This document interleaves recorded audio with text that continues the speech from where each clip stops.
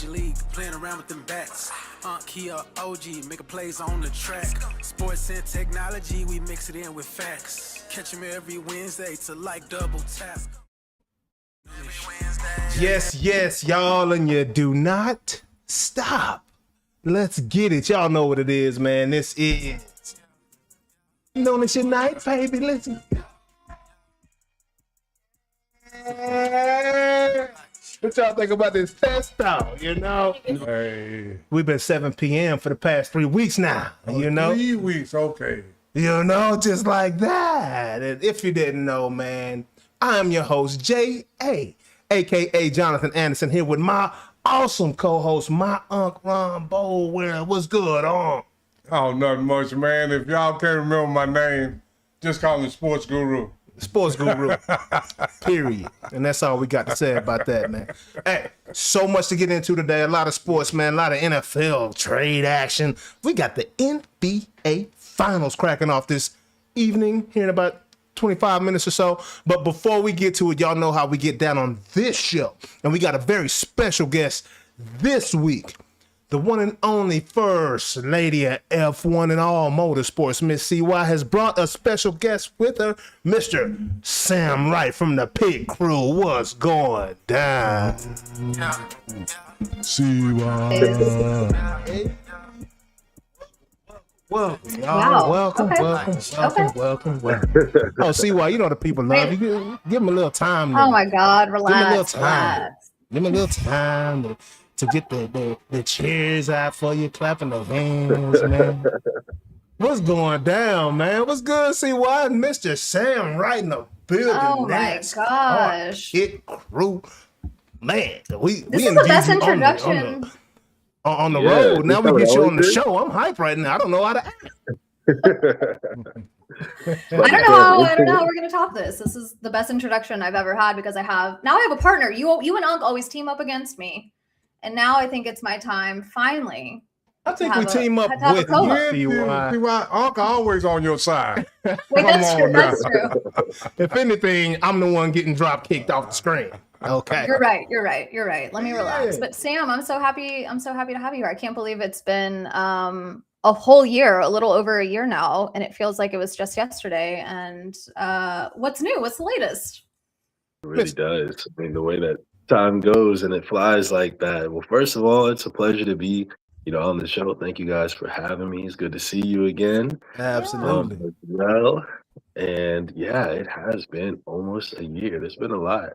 I would say a lot that's happened. Okay, give us a personal highlight, and then we'll jump into work. But what's been going on personally? I feel like you do so many great things, and the season's so long. But you've got friends and family. Give us a personal highlight. What's been going on? First, we need to properly introduce Mr. Samuel Wright.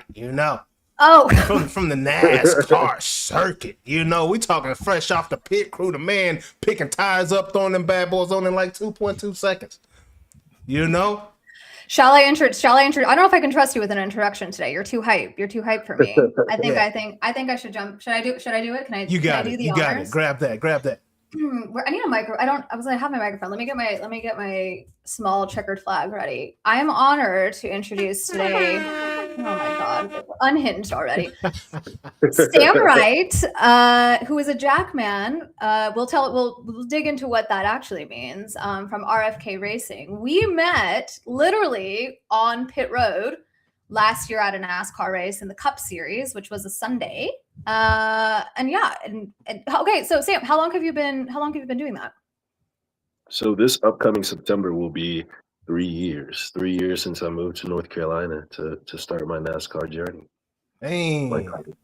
I can't even believe it. We kind of talked about it in the previous interview. Like that NASCAR journey came out of nowhere, didn't it? It's not like you were, working up to get there like your whole life. Like it just kind of came your way, right? Absolutely. I mean, I was sitting at home. It could have been noonish on a Wednesday. Yes, 3 years ago. Hey.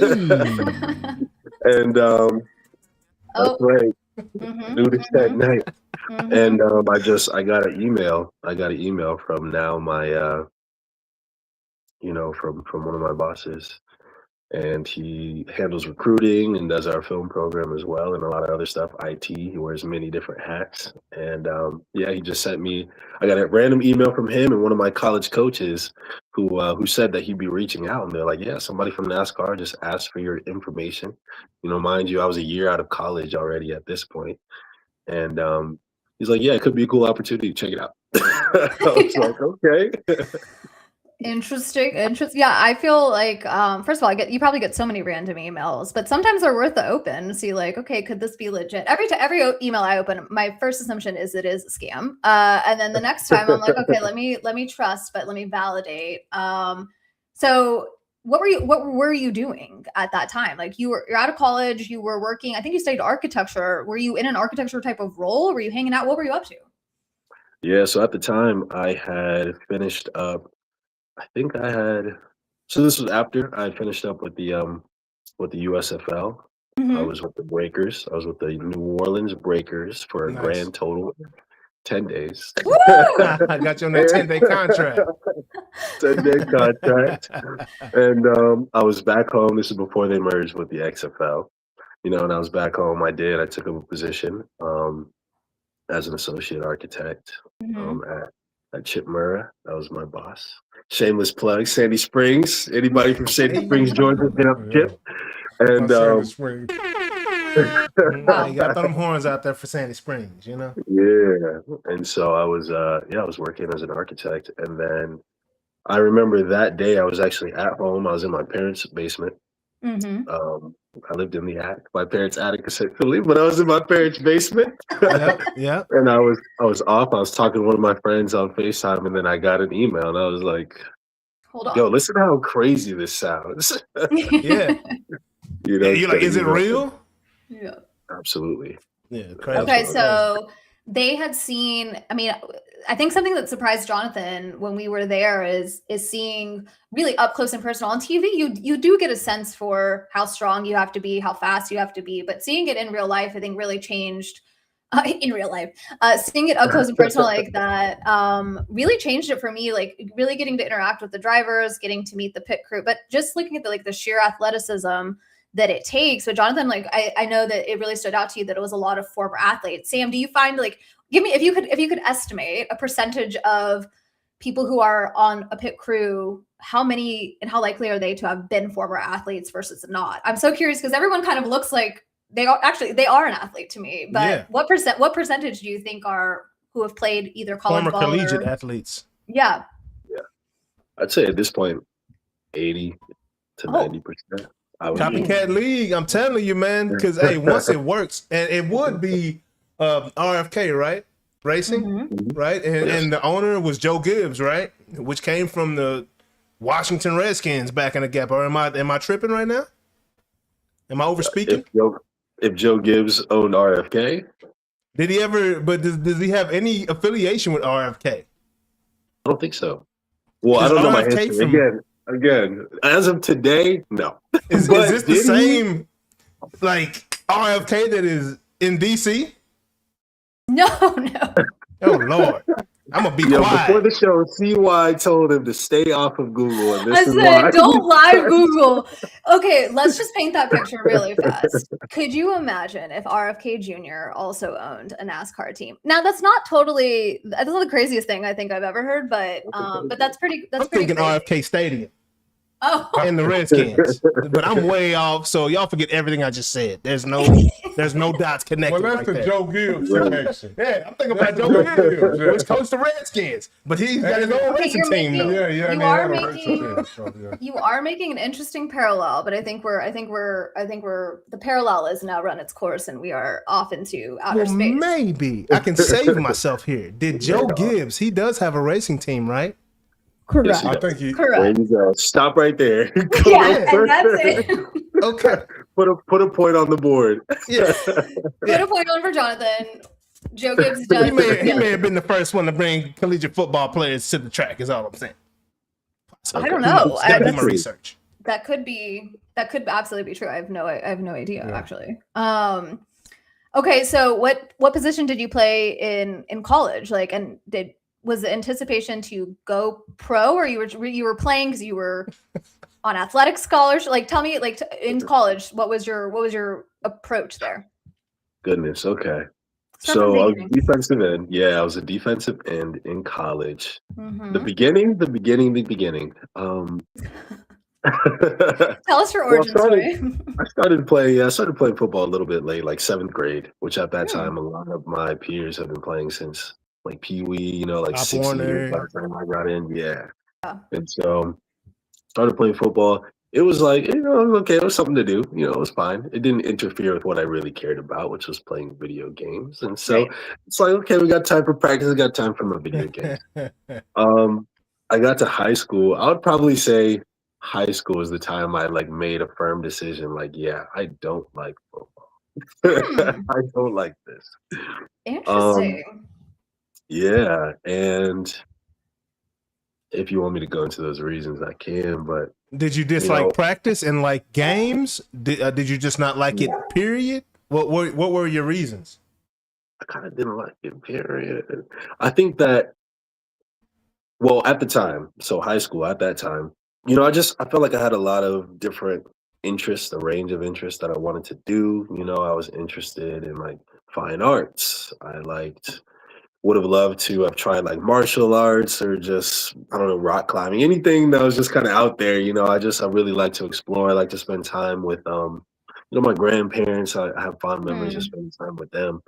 But you know, football really is a sacrifice. So when I started doing football, you know, summers with my grandparents that disappeared and having to sacrifice like extracurriculars, of wanting to like try new things for doing like football, you know, Hmm. football practices, summer camps, things like that. It was a sacrifice. And so I'll be honest, it was not one that I wanted to make, but I don't know what kind of kept me in it. You know, the first couple of years. I think it was like the off season. You get into the off season, you're like, oh, you know what, that wasn't so bad. I can do this again. And then it rolls back around. You're like, why did I do this? Yeah. And I did eventually come to love, you know, in college, I came to love practice. You know, it really changed. It took me kind of shifting my perspective about it rather than seeing it as like this thing that I kind of have to do, I guess. Um, it's just something that God gave me a gifting to do. And then I think that part of yeah, like my developing my relationship with God and learning like, okay, I might not like to do this, but if you gave me this and I can use this as a platform to ultimately like give you glory or tell your story in some kind of way to Yeah. somebody, then you Yeah. know, that's why I'll do it. And so that's why I Okay. stayed with it, honestly. Love it.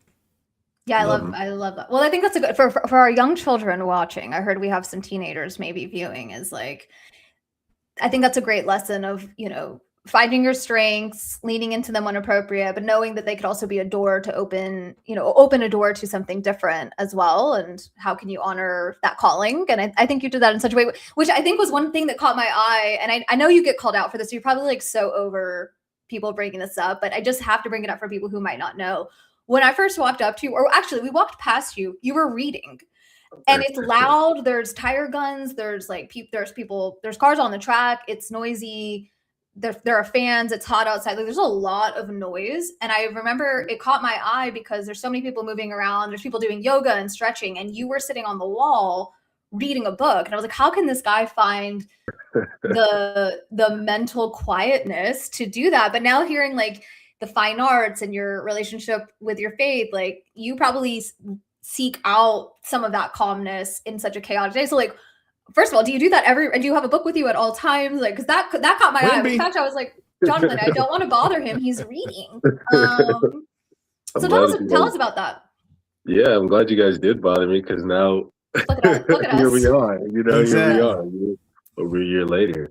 But yes, I do. I keep a book with me. Yeah, pretty much every race. Yeah, I thought that was very dope, man.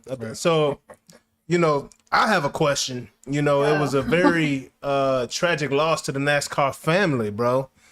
Recently, with, you know, Mr. Bush.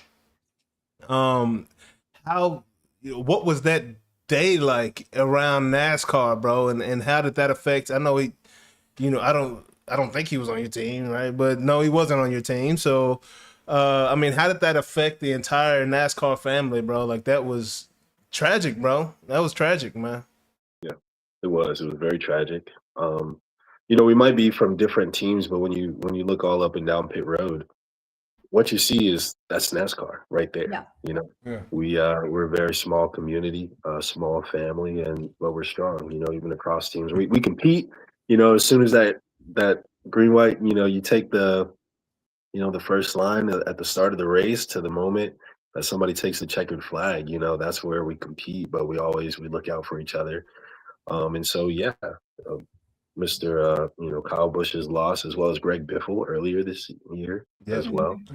Yeah. It's been a lot. crazy. Yeah, it's hit home That a it was. lot. I think it was.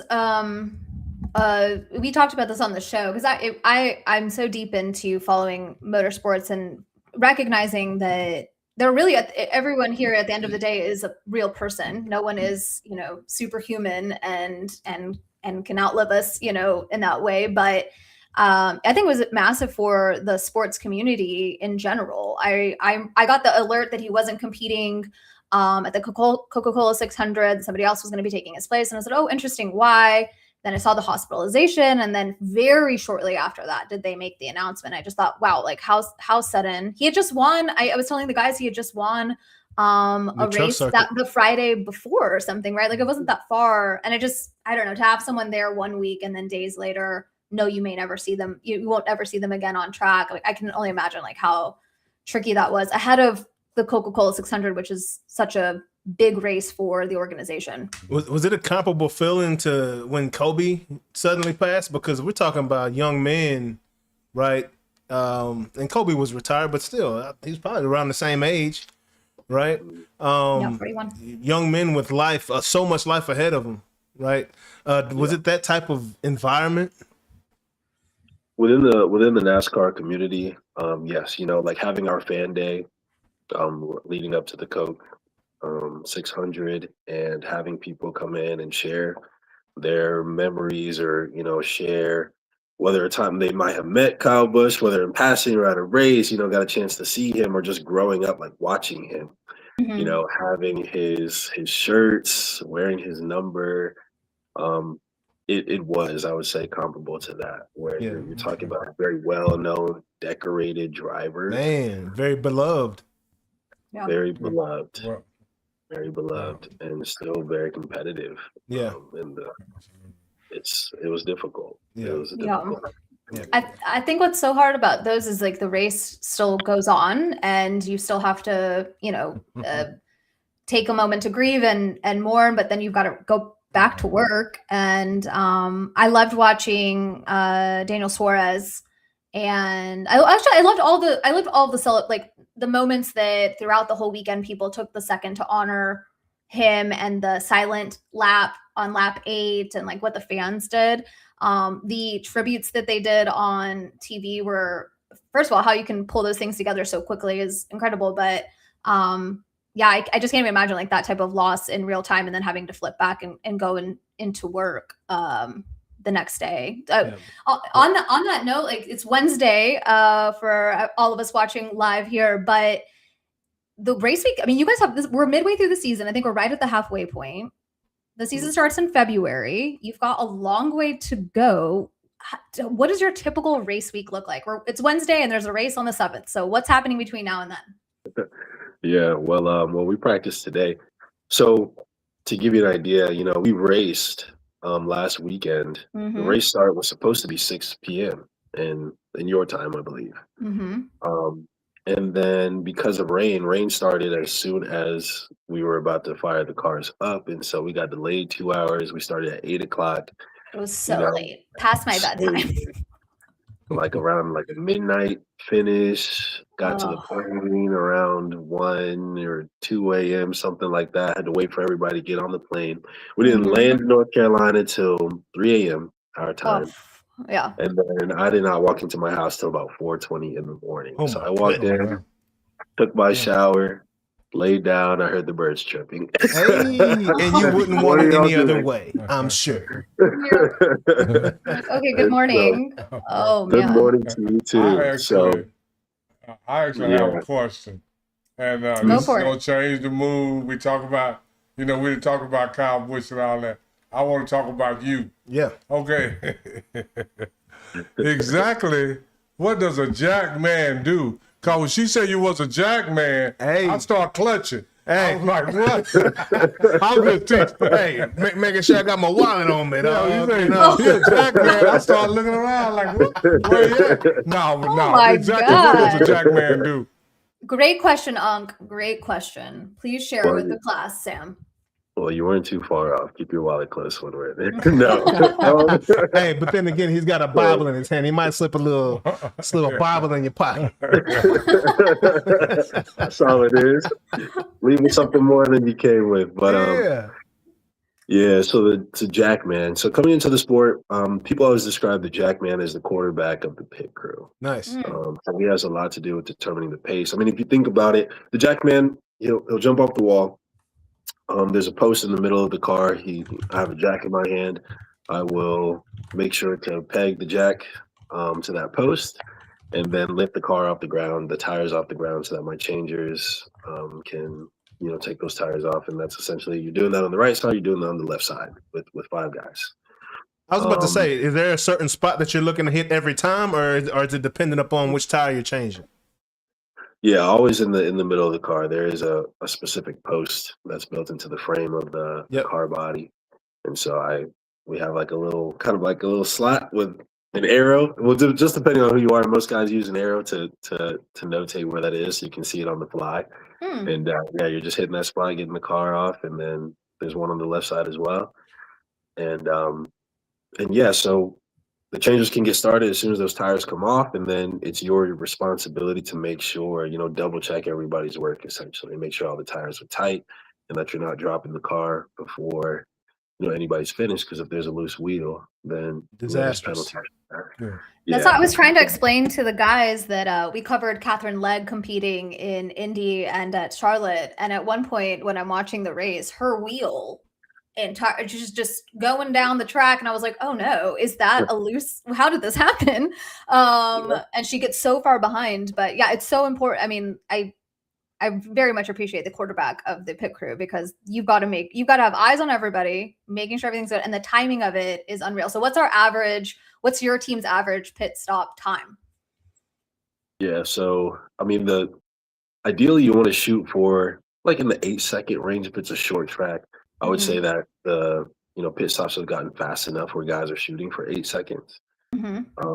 But so anything like a 9.5 and below is you're gonna be in like the top percentile, the top 15 for sure. I just don't think I can do anything in 9 seconds. Like in terms of accomplishing a task, like what can I do in 8 seconds or Every less? time Nothing. I start thinking about the TV show that I want to make.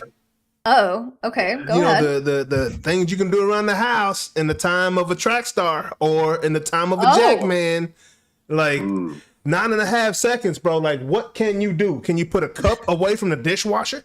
Like, that is quick, bro, to change tires. Yeah. And I just want to ask you one other question.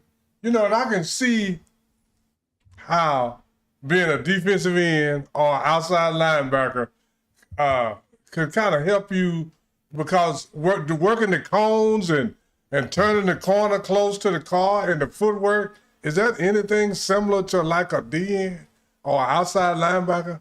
I mean, so far as the footwork goes? Yeah, I would think so. Yeah, I do too, yeah. Yeah. Because there's traffic, getting around people, all kinds of stuff. I would think that bend, that was a move that I loved to use in college, bending around the edge. And so doing that around the car, one of my teammates actually took a screenshot of me like leaning around the car from one of the races, watching film. And that was like he was got leaning the white framing on. Got the framing on, dog. Leaning for the quarterback. I can see that. Myles Garrett. Yeah, I can see why NASCAR is going after athletes, because first off, you got the footwork, and you're strong enough to pick up a tire, run around a jack, car, or else a jack, or whatever. So a car with the jack.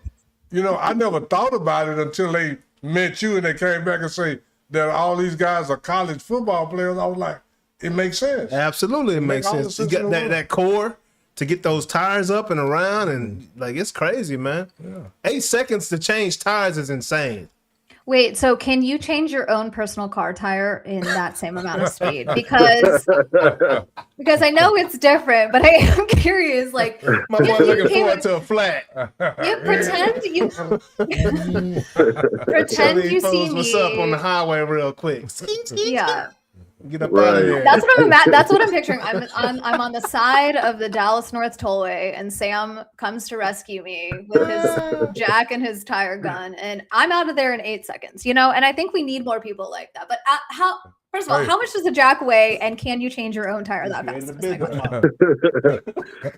So the jack weighs around like 35 pounds. Oh my god! 30, 35. Depending on which model you're using. As far as changing my own tires that fast, listen, I wish if I could change tires that fast. Listen, I can make a business out of that. But I was about to say, that's a business, right? I just thought right now. I was like, man, I'm gonna start a Jackman tire crew for flat tires. They show up in matching suits. Yeah, but do you have do you have your typical tire changing, flat changing stuff in your car, or do you have like some real deal gear in your trunk right now? All my stuff, this might be disappointing. All my stuff is stock right now. We're gonna change. Yeah, we're gonna change that. But that's just what's in the car. Once I get home, that's a different story. Inside of the car, but you got your flat ain't doing you no good at the house. It's not, but nobody wants. You don't really want to lug that stuff around. That's true. It ruins the vibe. It ruins. But at least the tire change, the little zip go real fast. Because I know you don't want to be cranking that 4-bar out there. I don't. But this is what I believe. If you keep some good tires on your car, you ain't got to worry about too many flats. Hey, truth. The only time I've ever had a flat is on a bad tire. I've never had a flat on a good tire. True. Do you drive in Dallas? I would hit a tire. I mean, for a while, I made really good the discount tire boys loved me. I was like, guys, listen, I'm back. I'll write a review. I'll bring donuts. What do we need here? Because it was like on a weekly basis that I would end up with the flat in Dallas. Why I said me. I didn't say my wife. No, that's a different story. I hope she's not looking. About Auntie Pam. Oh my God. Men and women drive different. See why? Yeah. Okay. I love you for other reasons, not your driving skills. Right. Relax. Okay, wait. On that note, okay, now I'm giddy here. Sam, what kind of car do you drive? Like, are you heavily influenced by being in front of all these different manufacturers and all the like the other day I was at a NASCAR race and they were like, do you want to drive this expedition up some rocks? I said, no, I do not, but thank you so much. What kind of car do you drive? Or like, do you care about cars outside? Is it just too close to work? Like, what's your relationship with cars is what I'm asking outside of work. Yeah, well, it's probably changed a little bit since being in NASCAR, but my car since like 2020, what I always wanted was a Toyota 4Runner. Yeah. I can see that. And so I got one of those. That's what I drive. I have a 2019 TRD Pro. That's my baby. Nice. Her name is Desiree Monique. Not Desiree. What color is Desiree, dog? That's shout out. That's Desiree. What color is she, bro? Yeah, what color is she? I need to know. She's black. Oh yeah. My God, Desi. Oh yeah. Wait, I love that. We love it, bro. I love Desi. Yeah, man. This is I'm having a lot of fun right now, Sam. I don't know how you feel on a Wednesday night talking to us, bro. This is random. And I know we're just throwing out random questions, but it's good information, man. I said, my son and his best friend Elijah for sure. He said he's like, in his mind, he's gonna be a NASCAR driver one day, and like he's doing everything he can. So I told him that you were on the show. They was like, oh, dope, they watching the show right now. So do you have any advice for the youngsters that are looking to get into NASCAR? What is your biggest word of advice, I guess? Yeah, well, shout out Elijah. What's up? How you doing? And shout out everybody else who's on the show. I would say, listen, dream big. Honestly, like dream big. Never stop. Never stop dreaming, never stop pursuing those dreams, never stop praying, having a relationship with Jesus. Listen, there's so far that you can go on your own just because of gifts and talents that he gives us that he'll never take back. Man. But you put yourself in alignment with his will for your life, and you will go further than you ever could ask, think, or imagine. hear me? Man. Hey, Yeah, let me get some man. horns on. And also, Let's go. don't forget, Sam, to make sure that they check their emails. And you never know who's Check going to the be If it's NASCAR, who's going to be in your emails. Verify. You never know. Right. Check the emails too. That's important. yeah, that's Check your dope. message And I requests in your totally- in your emails. Mhm. Go ahead. But I totally agree with Sam about dreaming big, and dream about what you want. Because in my life, Sam, I'm gonna say it like this. I have dreamed about a lot of different things, and everything I dreamed about, I accomplished. And if you ask me, was I qualified or did I prepare myself for that? No. But I dreamed about it, and it came true in my Man. life. I'm just serious about that. Sam, did you ever dream that you would be a NASCAR pit crew member? Jack Man? Never. Man. Now that- But you're living a heck of a life right now, bro. That's awesome, brother. That's awesome, man. Love that. But no, Sam, I definitely don't want to take up your whole night. I'm sure you want to go check out these NBA finals. I don't know. Do you watch basketball, bro? Yeah, do you watch sports in your spare time? Do you have time? Boy, I know I'm around a lot of sports lovers right now. I am what you might call a master bandwagoner. Okay. Yeah. I'm always going to wait until around finals time. You a Spurs fan And right then now? Well, I like to Primetime go right. for, rather than going for the best team, I like to go for the second best team because I love a good underdog Okay. story. Absolutely. Oh, yeah. Good underdog story. So I love a Absolutely. good upset. I love a little bit of that guy coming punching up. Yeah. So so that's kind of my story. So I'm love. watching right now. I'm a little free agent right now, and then Yeah. If you want to get caught up to speed on all the things happening across all sports, might I recommend a small show called Noonish where you can get all of the facts? Because the guys they go on way long. I'm on here for the first couple of minutes. These guys go on for 3 hours and talk about everything in deep. I know my brain does not compute that many sports in real time. And we love So it. I learn from the guys. But I wanted to end with some rapid fire really fast, Sam, because there's some questions that we got to ask you on the track that I would love to know if it's the same answer. And then throw in a fun one at the end. So I asked you, I'm sure you were like, what is this girl going to bring up? I wanted to know what your last meal would be.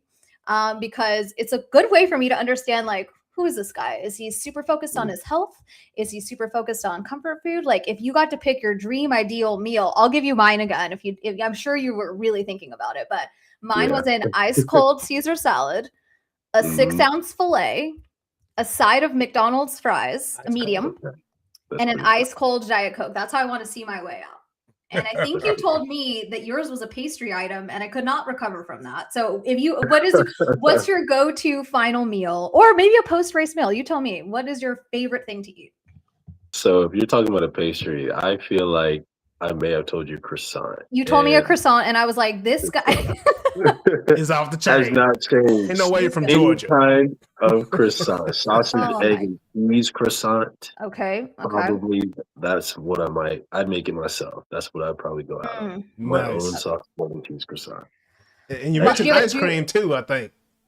Ice cream? Did you say ice cream too? Oh my god. He said something about some ice cream last time. Probably maybe a Chick-fil-A milkshake. Yeah, That it was a it. milkshake. That's what it was, bro. Wait, I've never had a Chick-fil-A milkshake. Highly recommend. Seriously, absolutely, you have to Oh go my try god, it. I've never Yeah. even thought about it. It's smooth. I Like did right try it. now, They I'm still gonna get stuck in the place an straw. order. I'm gonna right place. now. I'm gonna place an order. I'm really Don't a they have blizzard. I'm really a blizzard. Don't they doll. have a pineapple seasonal pineapple milkshake? I know they do like a What? peach or something. I think it's peach or straw. At least in Georgia, I think they Yeah. pull out the peach. Yeah. Interesting. Excellent. Okay, my other question, because I was cracking up again when I got to ask you this last time, but what is your hype song? Like, when you're not reading your books, if you had your earphones in and you were practicing all of your important work at the on Pit Road, what are we listening to? What hypes you up? No, I think I gave you like a genre, and I think I said I'm slowing it way down. Like I'm going R&B, I'm going something that's just melodic. I'm going. Are you a Kenny G really fan, slow. bro? Kenny G, oh my God. That's what I listen to when I need to get in the zone. I'm Kenny G'd up, bro. Gets you right. What's your favorite Absolutely. Kenny G song? Silhouette. I don't even. Oh, Silhouette. Yeah. write that one down, Sam, for your future. Yeah. For your next Silhouette, one. bro. Hands down. All right, next race. I haven't heard that one, so next race, right before we fire the engines up, I'm gonna listen to that, and if it gets me right, you'll hear Speak to from me later. I think that I was trying to tell you, and this is where I was cracking up. I was like, if I really need to get hyped up, like I have an old playlist that I just bring up from like early 2000s rap and Presidential by the Young Bloods. I said, we really glossed over that song too fast. And I look over and you're holding your Bible in one hand. And I'm like, do you think Sam is doubting my capabilities and my song choices right now? Because I was afraid you're gonna be like, I listened to my gospel music before, and I'm like, and let's bring out, Stanky leg. the stanky leg. Well, maybe God is still working on some things in me, because yes, there's time for gospel, and before the race, there's sometimes you need a little something. You gotta crank up. You But never nah, know. Sam, You never know. man, we definitely appreciate you coming on, man. This has been an awesome time. I hope we can do this again, bro, because this is fun speaking with you, bro. NASCAR is off the chain. MJ Jordan, he's showing out, him and Denny Hamlin right now. And I know that's not your squad, but Yeah, but you gotta MJ, give credit where it's due. They're racing right now. Yeah, and he started with the win in the courtroom. But True. and it's Look, still Jonathan going on. remembers some of the things that I've taught him. So yes, that's wait, okay, let's end on that. Like, have you interacted much with Michael Jordan through this? I know there's a lot of people who are at these races, but have you guys gotten to interface at all? I've seen him. I've been very close to him. I've been beside him before. Okay, that counts. That counts. Would your team get mad if you had some J's on? I do wear my Jordans to the track. I wish I had them. They're actually on our car right now, but I have some customized. Nice. Jordan. Yeah, I hear he's a fan of people that wears his shoes. Mm-hmm. Yeah. So I do. I have a pair of those with our number on it, though. I got the 60 car on it. I got Kroger sponsor on it. Nice. So, I bet he loves that. Wait, were you with? Okay, so I'm having a flashback because I was at a race. It was at Daytona. It was a night race. And Ryan Preece flips his car in a way that I had never seen in my entire life. Were you on the team? I'm trying to think of what. I think that was 3 years ago. So I don't know exactly, but it was a massive flip.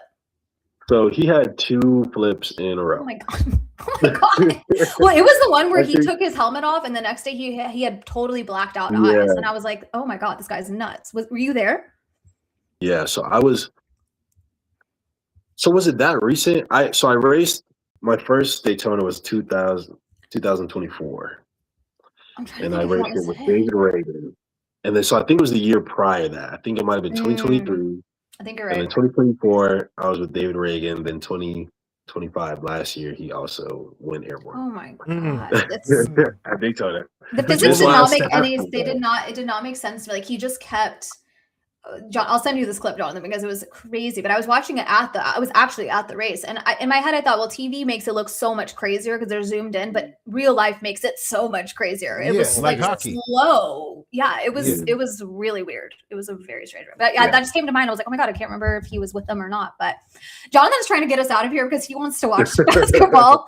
Understood. Sorry, Jonathan. Sorry. Man, I'm loving this, Sam. Come on, bro. I definitely appreciate you coming, bro. I'm looking out for your night. That's true. You're new to Noonish. You know what I'm saying? You're like, what am I doing? Who are these people right now? What are we doing? Okay.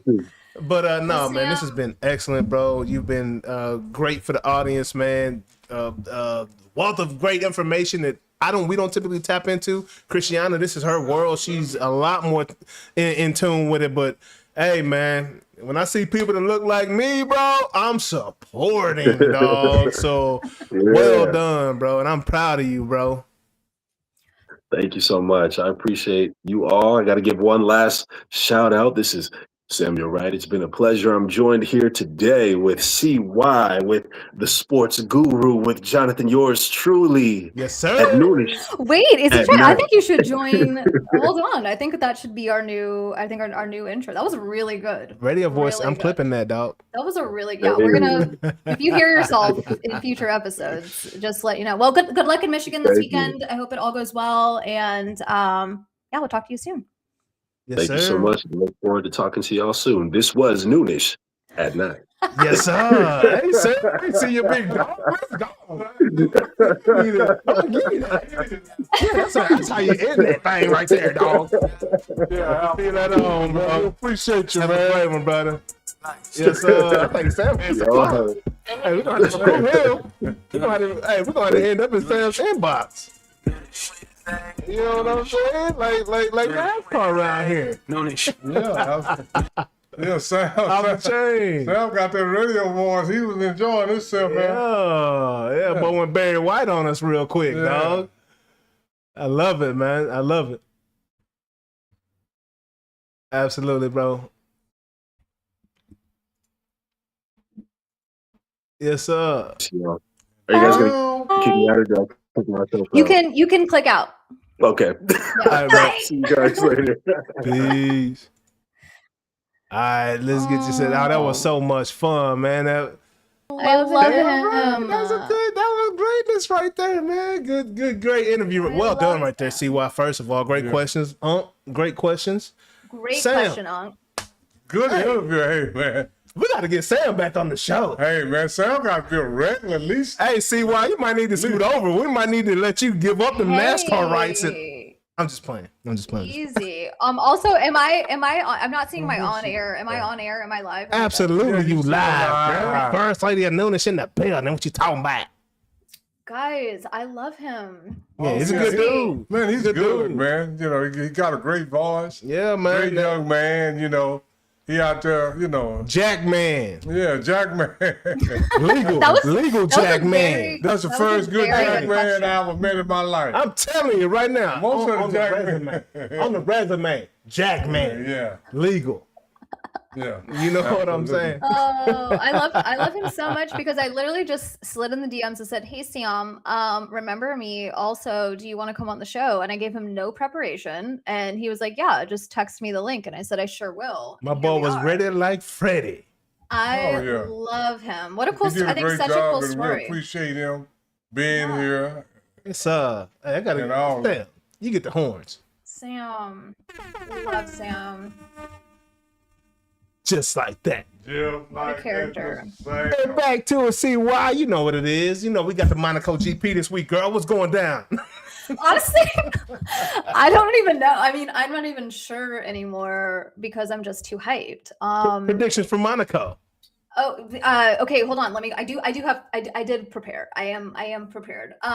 Kimmy or his Well, teammate? okay, so let me speak my truth for a second. Give me a sound. Hold on, I got you. Let me get my sound. The sound of the night. There we are. Okay, announced literally today, Charles Leclerc signs a multi-year deal to extend his contract with Ferrari. Oh, they don't care about winning. Great. They just want people in the seats. They signed a multi-year deal. He's talking about how excited he is. Now, as you guys remember, Charles Leclerc is a Monegasque from Monte Carlo, from Monaco, and he won there 2 years ago. I think Lando was last year. Year prior was Charles after his drought and his curse. I've shared multiple times that he had instances where he never even got to race because he had a gearbox issue. Other times, just bad pit stop strategies have caused him to struggle with that race. I feel I'm going to give you my top three because I feel like he's riding on a high. He's got this contract. He's in his home race. Ferrari's looking pretty good. Lewis outperformed him last week, but I feel like he's itching to get back because he had previously been doing so much better than Lewis. So my prediction is, do we have a drum roll? Do I have to drum roll myself? Thank you. Because it's inevitable that Mercedes will win, I am predicting that Kimi wins yet again. Yep. However, I do see a very close second place for our good boy Charles Leclerc, and I would love to see a Hamilton podium yet again. So that's my top three, and I'm only saying Kimi because it just feels awkward not to. Let's get 5 in a row, why don't we? Well, this is the Max type of race, right? We got long straights. Mm-hmm. That's all I look at is the, Okay. the shape of the I was track. like, yeah, go on. Yes. I mean, But- it is, we do have straights, but it's a street track. It's very narrow. We've talked about this. I think literally since the first time I joined the show, the cars are getting wider. The There's roads no are passing. not. Yeah. So if you have the fastest qualifying time, P1 is so important to start on that pole position because the likelihood of an overtake is much smaller here. And people, in fact, like argue that Monaco was kind of boring for that reason. I get that. I totally understand. Last year, and I need to double check and verify if they're doing it this year, there were mandatory pit stops. So they had to come in. I think it was 3 times. I think that sounds crazy, but I think last year was 3 times.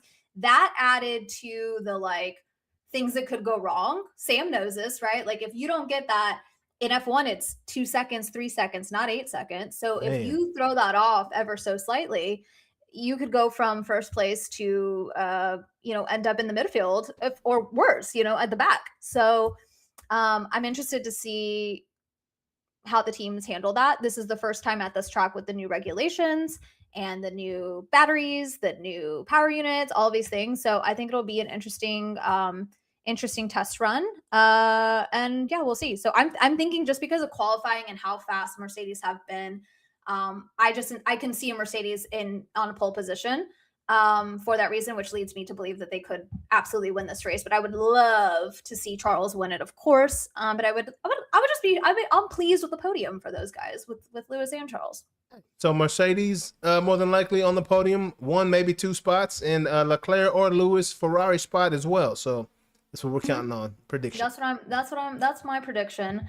23-11 been going in. I know they didn't win this past week, but the 11 side did on a different team. Denny Hamlin got that race. They did. They had the Cracker Barrel 400 in Nashville, and I'm not going to cover too much of it because we talk so much NASCAR. But nice to see Denny Hamlin, and you guys know, like he's one of those that fans love to hate. I don't know if you've noticed that pretty much every time he wins, he gets booed, and he leans into that.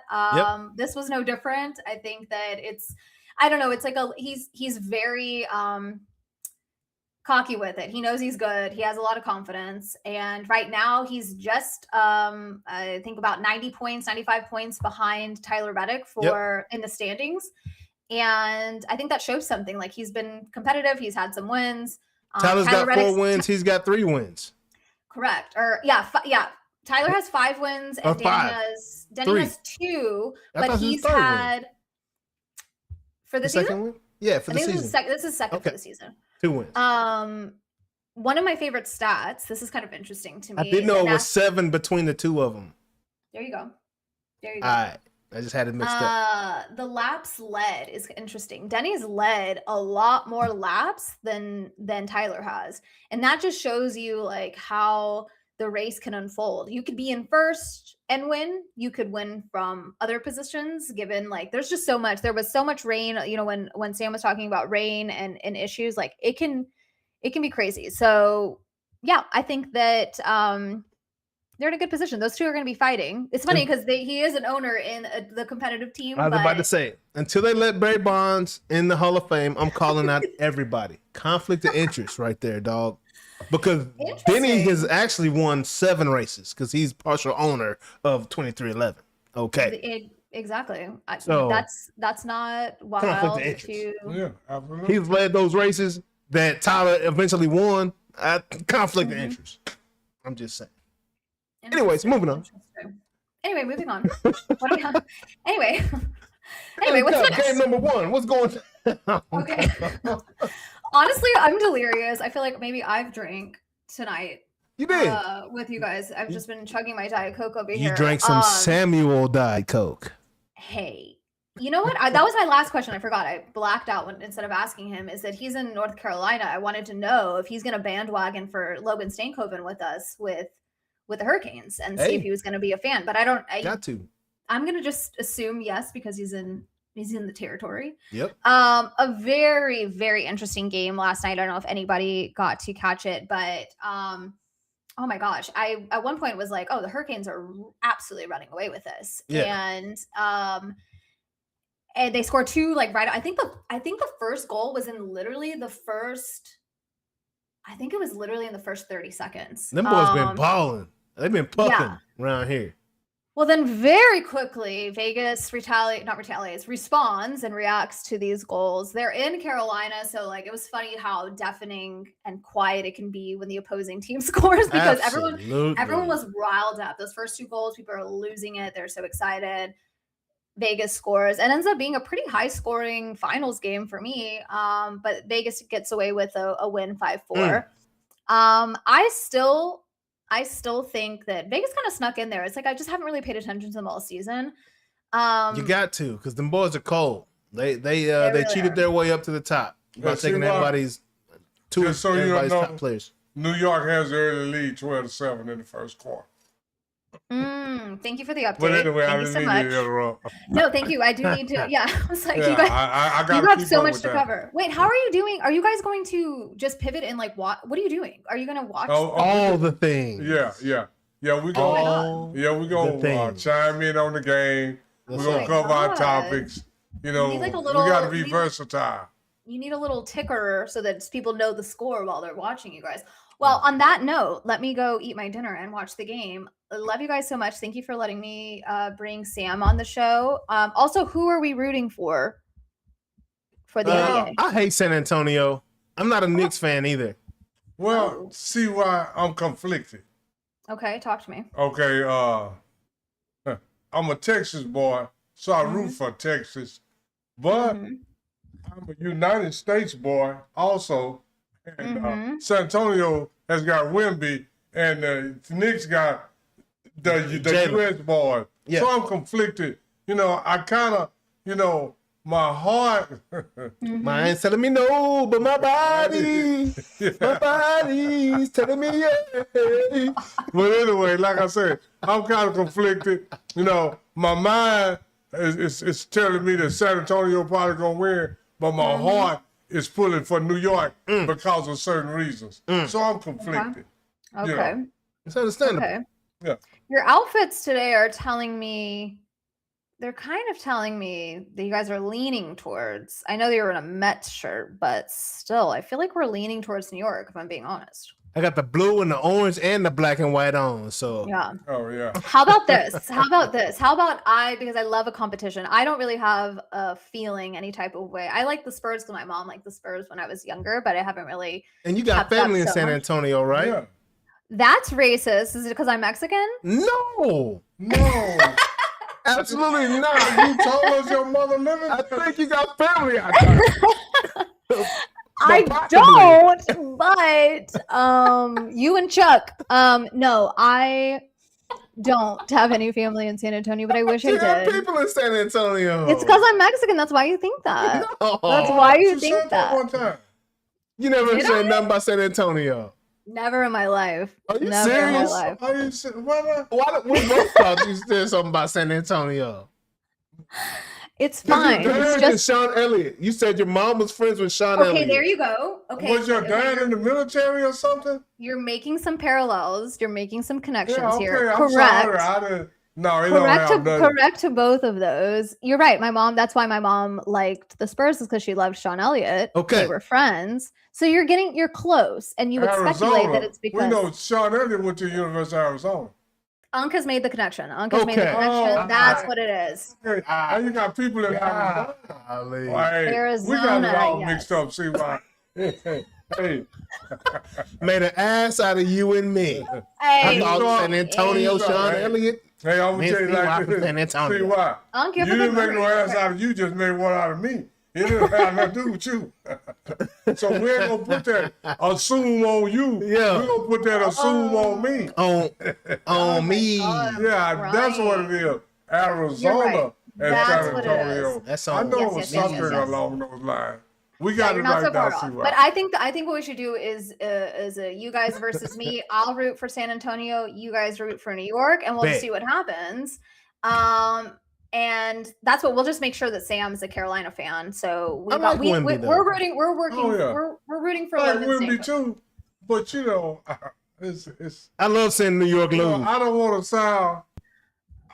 sound like our U.S. president, but I'm America first, man. Yeah. Over everything, for real. I don't care if it's basketball, soccer. I want our men to do better in the World Cup. I mean, it ain't gonna happen, but you know, the women don't won the World Cup 2-3 times.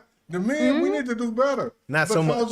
Because of we are who we are. It ain't got nothing to do with that now. It's not gonna happen though. Yeah, I already know. But that don't mean I don't want it to. I said I wanted to. I didn't say it was. We'll see. Yeah, see, Miss Lee Wise, love you, and don't ever bring up that. Hey, you from San Antonio, as far as I'm concerned. At least you didn't say Galveston. At least you didn't say crazy like Galveston. You from Arizona, as far as I'm concerned. Thank you, Ung. Thank you for remembering. We both might be, and we could both be wrong. So is Mama here in Dallas? Is she in Dallas right now? Do you guys know anything about me? No, she's in Houston. She's in Houston. We don't care. Houston, like it's not like we're not really like Houston fans necessarily. No, We we go to a hate couple Houston. Astros games. We don't Hate care Houston. about Houston. But yeah, she's Houston. Astros is what I call them. Wow. But yeah, she's Houston. Anyways, you're a Anyway, Yankee fan. I'm gonna tell you like Good this: stuff. Houston not bad. It's just not Dallas. Yeah, exactly. Houston ain't bad. It's just not Dallas. Is that's true. exactly. Can confirm. It's just Can not confirm. the Metroplex. But yeah, Miss CY, great stuff. Thank you so much getting Mr. Sam right on the show, and great first lady of F1 and And NHL see why reports anybody today, else you guys. got, hey, anybody come with you, they family too. They family too, but they with you. If you come and come on. And then if they don't look like good family, I'll tell you when they leave. Exactly. But Sam is good family. We love Sam. We love Sam. Yeah, Sam I was- do too. Sam was so great. Yeah. Well, amazing. I will catch up with you guys so soon. And Yes, ma'am. when I come back next week, I know you probably will cover this, but I do want to chime in. But I don't have time because I got to eat my dinner and go to bed because it's past my bedtime. Yep. Is I would love to talk about how I'm gonna have to go to Plano to do a stanky leg on a photo booth for the Dallas Stars. And Hey, are you saying exactly? Because they're moving. They are moving. Yeah, They're absolutely. And the Mavericks are moving to Valley View off 635. Craziness. I We'll think I'm gonna see. have to move to the burbs. What's going We'll on? see how that works out for them. Yeah. Yeah. Good luck. 2031. I think it's And 2031. just like I for the told you, Mavs. see why I'm a homer. If you want to leave downtown Dallas, holler at your boy. Deuces, bye-bye. See you later. Go to Plano, wherever you want to go. I mean, see, my homer shrinks down. It all depends on what it is. Yeah. Okay, y'all don't want to be in downtown Dallas? Bye. See you later. Right. That's not Mark Cuban. And I'm going to see, is it going to work out for you?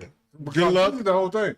When My- these new owners took over, they already knew they were going to get rid of Luka, Jason Kidd, Nico Harris, American Airlines. and they knew American they were going to Airlines, move. yeah. They knew all that. And then this is why Mark, you were talking about if he had the chance, he'd buy him back.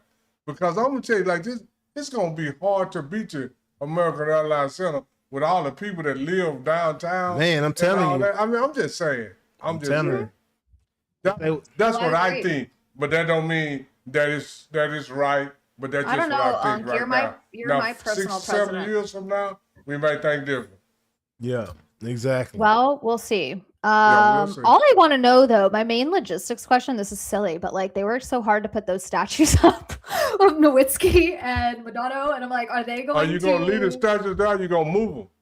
And like, is Nowitzki Way still going to be Nowitzki Way, or what, Out of what are there. we doing? It's going to be Victory Lane, what it was before, Yeah. or whatever it was. Yeah, whatever Well, it was. Okay. It's fine. It's fine. It'll be Take fine. Dirk out there with you because he shot 41% in the NBA finals, so he needs to be over there. He don't need to be downtown. I got you know how Uncle is.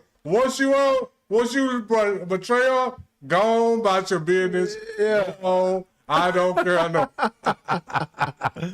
Right on. All right, see, well, you have a good evening. We Thank love you so you, much C-Y. again, and we will see you next Wednesday. Love y'all so much. Sorry, I gotta go call Hey. home to San Antonio. Gotta go. Love y'all. Bye. We Ah, Hey. C-Y a damn trip right there, man. Hey, C-Y, man, so- that was a good section. Oh, Good yeah. sound. Man, Oh, yeah. that was good, man. And, Lots of fun. man, you're a great young man. Yeah. And let me look over here and see what the score Now, we're is. going to tap into it right here. No, Right I know here. you- On the show. We're going to look at it right now. Live. Okay, Live. San Antonio up by 5. Okay, yeah. Okay. Hey, you know what's going to be real. You know it's going to be a real series around here. And you know what? I hate New York. I hate San Antonio. I ain't hating like that. It ain't no real hatred. I like San Antonio more than I like Houston. I'll say that much. But I'm, New York. I don't really hate New York. It's just fun to watch them lose. Well, I love watching them lose. Whether it's the Yankees, whether it's the Knicks. I don't really know anybody else getting anywhere deep in any other sports from New York. well, I haven't always. I got a Mets Well, jersey let me on, tell you but like this just here. for fun. When Reggie Jackson hit 3 home runs and 3 strikes, Oh, I'm a Yankee I fan. love the Yankees. Yeah, I'm a Reggie Jackson fan now. And then when Walt Frazier picked Jerry West clean and went down there and laid it up and helped win the series, I'm can a fan understand of that too. excellence. I can understand that I too. might huh? not like your city, and I'm gonna tell you like this: if you want to party for a couple of nights or 3 nights or 4, and then come home, Oh, we ain't talking no about place- visiting? Yeah, ain't no. Oh, no, place you're like off the New York. chain now. Yeah, oh boy, but so far, Hey, living there, there's no. definitely couldn't live there. It's too many people in such a condensed space. But as far as things to do, and they still, it's legal there. I say that. Yeah. Hey, it's a lot of fun there. It's Oh, different yeah, boroughs. You can be in a different, jump on the subway in a whole different part of town. And then you can jump. 20 minutes, 15 minutes. Yeah, 15, 20 minutes. I mean, New York is and off the then chain. I So just couldn't live far, there. so far as Manhattan, Yeah. going to plays, Oh my going God. to restaurants, Yeah. going to clubs. Times Square, whatever, man. Everything. I mean, man, now you Hey, can't beat first that. place I had a broccoli and chicken pizza at like 2 a.m. I done had some great times in New York, man. Oh yeah. Love New York as far as the city's concerned, as far as visiting. But as far as sports is concerned, miss me with that. But talking about these sports, let's dive into these topics. Let's huh? go. Let's go. What you think about old Serena coming back? She done took that Ozempic or whatever that was, and now she back on the scene, huh? Too old. She too old. Think she too old? I know she too old. Straight up? You don't think that Ozempic ain't And then Ozempic made you lose weight. It didn't make you gain skills. I also heard it make them bones brittle too. And then your skills has eroded. You've been out, what, 4 or 5 years? I mean, I don't know if we can question Serena's skills though. After 4 or 5 years off, I can question your skills. You think if so? you had been playing every year, I couldn't question them. But right now, man, anytime you lay off any sport for 3, 4, 5 years, Aaron Donald trying to come back, he might not be the same. That's all. Aaron Donald trying to come back now with Myles Garrett. I mean, it's a possibility. I love it. That's crazy. I was thinking about that today. But this thing, he ain't gonna be the same Aaron Donald he was 3 years ago. Yeah, because he ain't been in it. He ain't been in it. He ain't been in it, and he's 3 years older. But anyway, somebody say something? Yeah, let me see what we got in the building, man. We got Chop it up with it, man. Appreciate you man, tapping in. here we go. This is an interactive experience. If you see something, say something. Oh, you know who it is. Go to the building. Say, Trip. Appreciate it, bro. I don't think these people realize who you are, man. Noonish. Trip to go wrote the theme song to The one and show. only. He's the Noonish. man, man. Trip is the dude. Yeah, he's that guy. Yeah. You know what I'm saying? Trip the Ghost is the OG, the original. Yeah, I tell you know what I'm saying? I tell He's a Level Noonish Texas, member around And here. if you don't believe me, go out there in Level, Texas, and check out Trip to Ghost and Texas Tech. Yes, sir. But moving on. I don't know why my Serena graphic looked like that. That was brutal. Yeah. But I'll pay attention to these next ones and I will get them configured properly. We talked to Sam, we talked to CY, and we took a little extra time with them. We're going to talk to you quick, but we ain't going to talk to you slick. Won't talk to you slick. Never, talk to you slick. Ever. So, Earl Spence, huh? Did you see Earl won his case against Derek, man? Okay. You know, I mean, I don't know if that's a win. I don't know if that's shady. Like, I mean, it's a loss for Earl. I know it's shady. Like Derek, he'll never be the same no more. Man. So we can talk about something else. Man. You win in court, but you're a boxer. Go win in the ring. Man, he got a fight coming up. You got a fight coming up. If you lose the fight, go sit down. Go sit down. If they don't, I mean, and this is the thing. I hope Earl don't get carried up out of that, man. Because the way he looked last time, he can't take much more. That's just my assessment of his skill. Softball champions, hopefully. Softball champs. You balling? You playing some softball, Trip? What's good, dog? You know, I'm representing the Mets right here. This New York Knicks right here. Got the Knicks colors on. You know, I love it when cities come together around their sports teams. They might not have the same name, but they got the same colors. Like the Mets, the Knicks, the Islanders. You can say the Yankees and the Giants, the Pirates, the Steelers, and the Penguins. Yeah. You know what I'm saying? Everything in Pittsburgh is black and gold. Everything in New York is red and white and blue. Or blue and orange. Yeah, blue. Yeah. Everything in LA got some yellow in it. Yeah. You know what I'm saying? I love seeing that. You know, but yeah, Spence won in court, man. Like, look, man, I think it's shady business. You know what I'm saying? As a man, you told this man you was gonna do something. Shook his hand. He brought you from amateur to world title status. And then once you everything you told him from before when you was nobody don't matter no more. Like, come on now. So hey, I'm team Derrick James all day long. Say what you want. That's my brother. Derrick been the real one to me. I met Earl, cool cat, ain't got nothing bad to say about him, but I'm team Derrick James. I don't even know Derrick like J.A. do, but Derrick is from the East Dallas Boys Club. Real one. I helped coach the East Dallas Boys Club boxing team at one point. Man. East Dallas had never had nobody in the finals. And when me and Coach Fly and Dan Slow was coaching them boys, we got, it's either 8 or 9 boys in the finals. Yeah. They had never had nobody in the finals. Man, bro, that's, you know, and we got, you know, this was a sensitive case for the city of Dallas right here, man.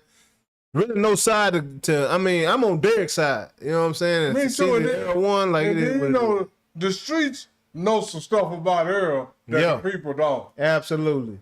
The streets know some stuff about Earl. Our Trip talking about Texas Tech taking on Texas for the national championship in softball right now.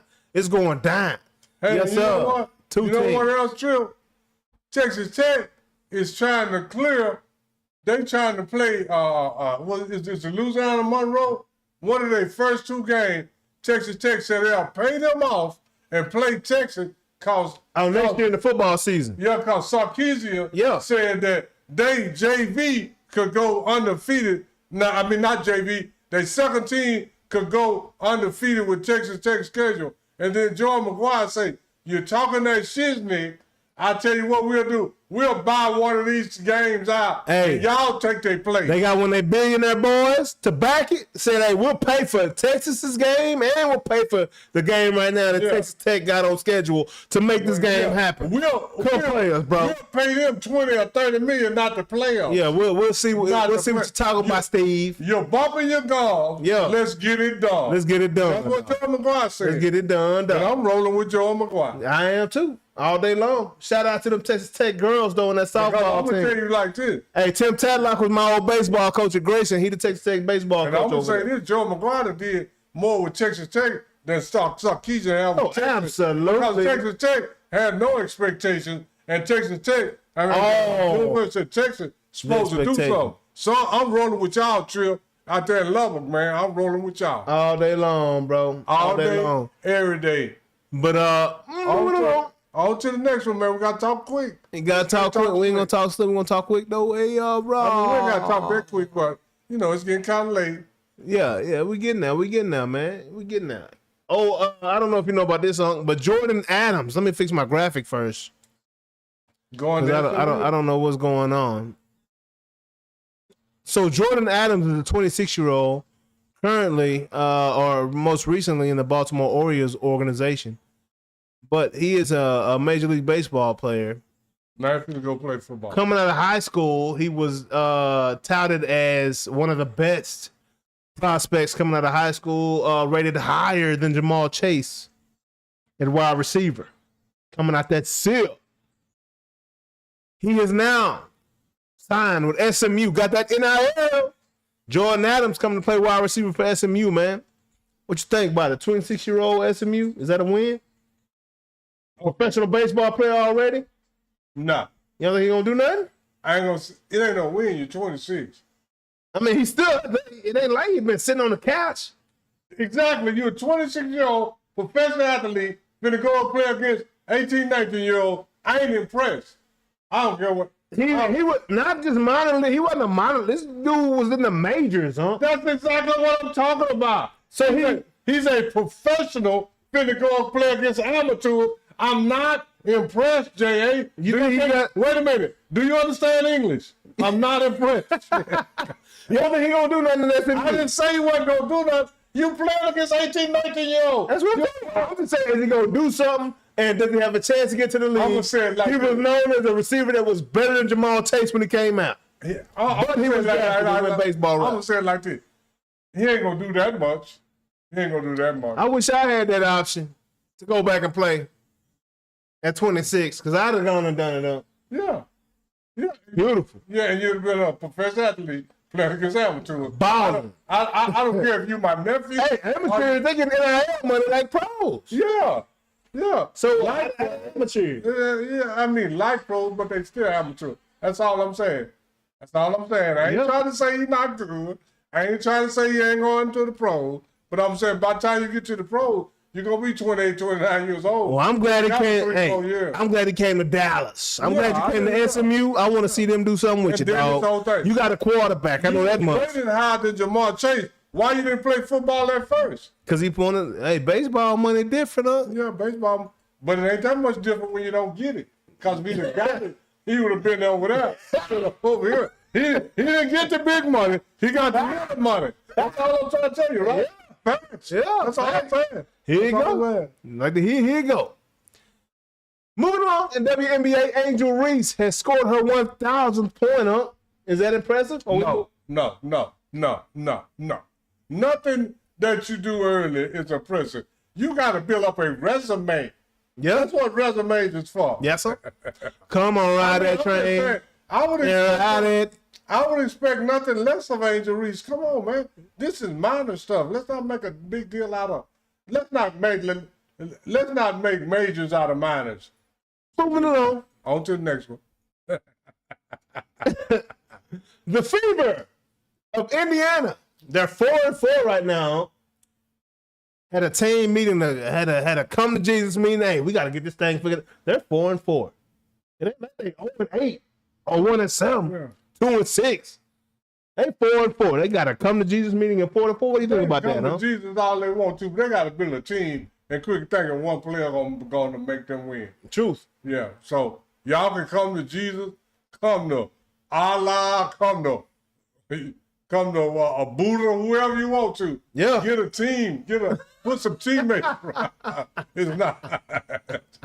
That's all I'm saying. The Fever team caught a lot of people by surprise last year. They not now, and then other teams have got better. Yeah. And you really like Dallas. didn't do that much moving. So I mean, y'all can meet all you want to, but you better go on the court and do what you got to do. Do what it do. You and your crew. You know what I'm saying? I think Yin Yang Twins and Lil Jon said that best. Yeah, absolutely. But we'll keep this train rolling, moving along. On to the next one. On to the next. We got a 27-19 San Antonio lead right now. Speaking of the NBA, not the WNBA, but Steph Curry, who was wondering about that, what he was going to do. He was wearing different shoes. Steph been an Under Armour guy. He been wearing Kobe's, been wearing Jordan's, been wearing Adidas, been wearing Lin Yang's, been wearing all kinds of shoes this year. Selling himself, prostituting out for absolutely. prostituting his feet For the money. for the bread. Did it for $400 million. Boy sold his feet to China, Well, it's not. to Li Ning. It's not just his shoes. See, Li Ning, he's gonna get a whole clothing golf line and all that out there.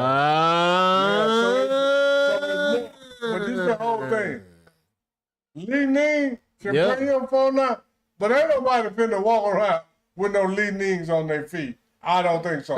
Not in America, but in China, they're not worried about America. I got 300 million. If Steph can get, If he can get over in China, yeah. That's the same with like Stephon Marbury got statues over in China. what? He didn't get a contract in the United States. Couldn't do it. So that's what I'm saying. So all these products is gonna be sold You wanna crown in them? foreign Then crown countries their ass. more than it is in the United States. But they are who we thought they were. Steph not worried about the U.S. because there's more people in China.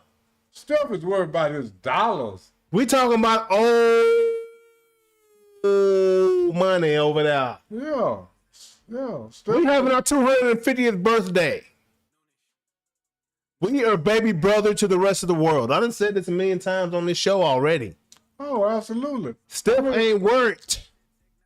$400 million over in the United States. He worth $400 million in the foreign country. He ain't worried about it. He don't care if not now one United States citizen buy his shoe. At this point, they watching his movie on Netflix, which I'm ag because they leaked my son's name on there. You know, we got a very unique name for my son, but they leaked it on his movie. That's the first place I heard it outside of what we already planned to do. It was For your son, for your unborn son. for my unborn son. Oh. His name.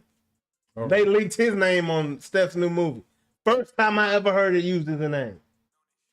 Crazy. But you got to watch the movie if you know. Yeah, you'll figure it out. But yeah, man. I ain't got to watch nothing. Shout out to you, Steph. I'll find out your son's name before. I ain't watching nothing from no Steph or nothing. I'm just not. Man, you know what it is. Yeah. Yeah, it was a horse Yeah. on his movie. Yeah. But I ain't. But we was before that. Yeah, Before that. Yeah. Before that. That's a whole nother subject. That's Noonish right there, man. We before everybody. Yeah. All the time. But anyway, All the time. moving along. Next, KG talking about Wemby. Huh? What you think about that? Kevin Garnett said, hey, man, KG right. too much emotions for the Western Conference Finals, dog. I felt the same way. I can't even lie to you. I was like, I love to see the passion, but, bro, Say, man. that ain't You think I'm playing? But go find me athlete crying for Michael Jordan. Go find me one. In any sport, go find me somebody crying before Michael Jordan. He about crying in the sport. It didn't happen. Men didn't cry. Huh? Men didn't cry in the 70s and 80s, huh? Yeah, they said men don't cry. Men did not cry. Men did not cry before 1980. No. No. I wish I would catch your punk ass crying. I'm just playing because you're spiritual. Uncle's an emotional person. So I will cry. But I won't. But what I will not cry over is some damn sports. That's what I will not cry over. As a grown man. As a grown man, I ain't crying over no basketball game, no football game, no track meet, no none of that. No bowling. We need to check Wemby's testosterone level. Make sure you straight. Well, I ain't got to check it because you know the scientists already say each generation of men is losing testosterone, and that's a very good indicator. I mean, he was a little too emotional for me. And then when he got realized, Wemby wanted bad, dog. San Antonio got 5 NBA championships already. So Wemby wanted real bad, dog. you want to know how Greg Popovich feel? Greg Popovich feel like, what the hell you crying for? You ain't won shit. Hey, that's really how Greg. He say you want to know how Popovich feel? Popovich feel like Stop crying and win damn something. Wemby won it. And do you know what Popovich is feeling like? Was I it? ain't seen Tim Duncan cry. I ain't seen David Robinson cry. I ain't seen Manu Ginobili cry. I ain't seen Tony Parker cry. The hell you crying for? Cry no more, no more. That's what I'm no just saying. That's just what I think. And I agree with KG. You too damn emotional. Bit much. It's just a Wilson Cup. It ain't no banner. Even if you win the banner, get ready for next year. Do like Jerry Rice and Walter But hey, Payton. Wemby might be different from the other international players that you've mentioned before that said that only one because they don't care. It might be. He clearly cares. Well, we'll see when he get two. He ain't trying to go back to Serbia like your boy Joker. We'll see when he get two. He ain't got that. He got 0 right now. He up by 8 right now, 27-19. He got 0. He got 0 championships right now. We'll see when Wemby get two. Cause you know what I thought 3 weeks ago? What's that? 3 weeks ago, I thought SGA was on his way to getting this second one. You did too. And you might not have, but 90% of the people thought that SGA, because this is what everybody I was said. non-committal. I didn't know. I committed because I was wrong as hell because I said on this show that San Antonio would have a hard time winning 2 games. You did. That was the narrative. That was the narrative that was being sold. Charles Bucket, San Antonio. OKC is But steady. the eyeballs though, huh? No, my eyeballs was telling me the same thing. Yeah. Cause before they met San Antonio, OKC 8th and 9th man was looking better. Did you see that right there? I told you Carl Anthony Towns don't want no part of Wemby. He thought he had Wemby beat. Yeah. Get out of there, son. Wemby, hey man. Hey man. Wemby don't care no more. It's hard. It's hard when this dude can guard you at the top of the key and swatching stuff at the rim. It's hard. Yeah. It's hard, huh? Look at that right there. Look at that. Yeah. It's hard. Yeah. It's hard. But hey, Wemby, hey man, all I gotta say about you, dog, I'm gonna keep watching, dog. Yeah. I appreciate the passion. Yeah. You remind me of a 12-year-old crying after the Western Conference Finals like that. Like that. I understand all points of view. You know what I'm saying? It's a bit much. It's kind of hard to believe you really feel like that. You know what I'm saying? When you're putting on for the cameras, but right now you're up by 3 in the final and you're playing your heart out. Now, I see you crying like that. What I also want to see, let me see you play 48 minutes like Will. Let me see you not come out the game, dog. If you want it as bad as you acted, bro, you ain't coming out the game, dog. Will didn't come out the game all season. As far as Will concerned, you've had a lot of rest this season. You should be ready for the finals. Well rested, ready to go. Hey, man. Carl Anthony Towns, I hope you saw my clip, dog. Because you are America, dog. I want to see you rise up. I challenge you, Carl Anthony Towns, like Shaq challenged Donovan Mitchell. Straight up told him he wasn't ready, dog. I didn't think you was ready for Wemby, dog. I want to see you go at him, bro. Reverse psychology. Can you take it like that? Wemby? Yeah, he in San Antonio, but he ain't from Texas. Ain't none of these boys really from Texas like that. But I'm just saying. I want to see the USA prevail. I'm with Unc on that too. Call me a hater if you want to. What up, CJ? What up, T. Rubens? What's up, y'all? What's good, y'all? Call me what you want, dog. Call it how you want. I want to see the Knicks win this matchup. Do I believe it's going to happen? Reverend Bullwinkle. Hell to the no.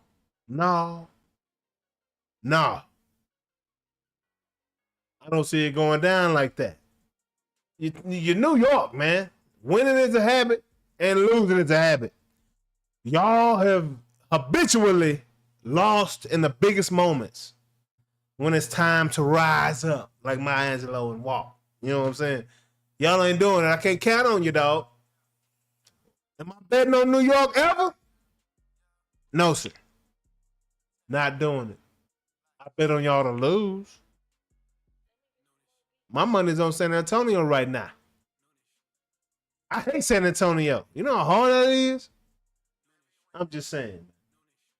We're going to see how this thing shakes out, how it works out. But for this series, man, we're going to see what happens, man. I ain't going to give my take yet because that is still to come.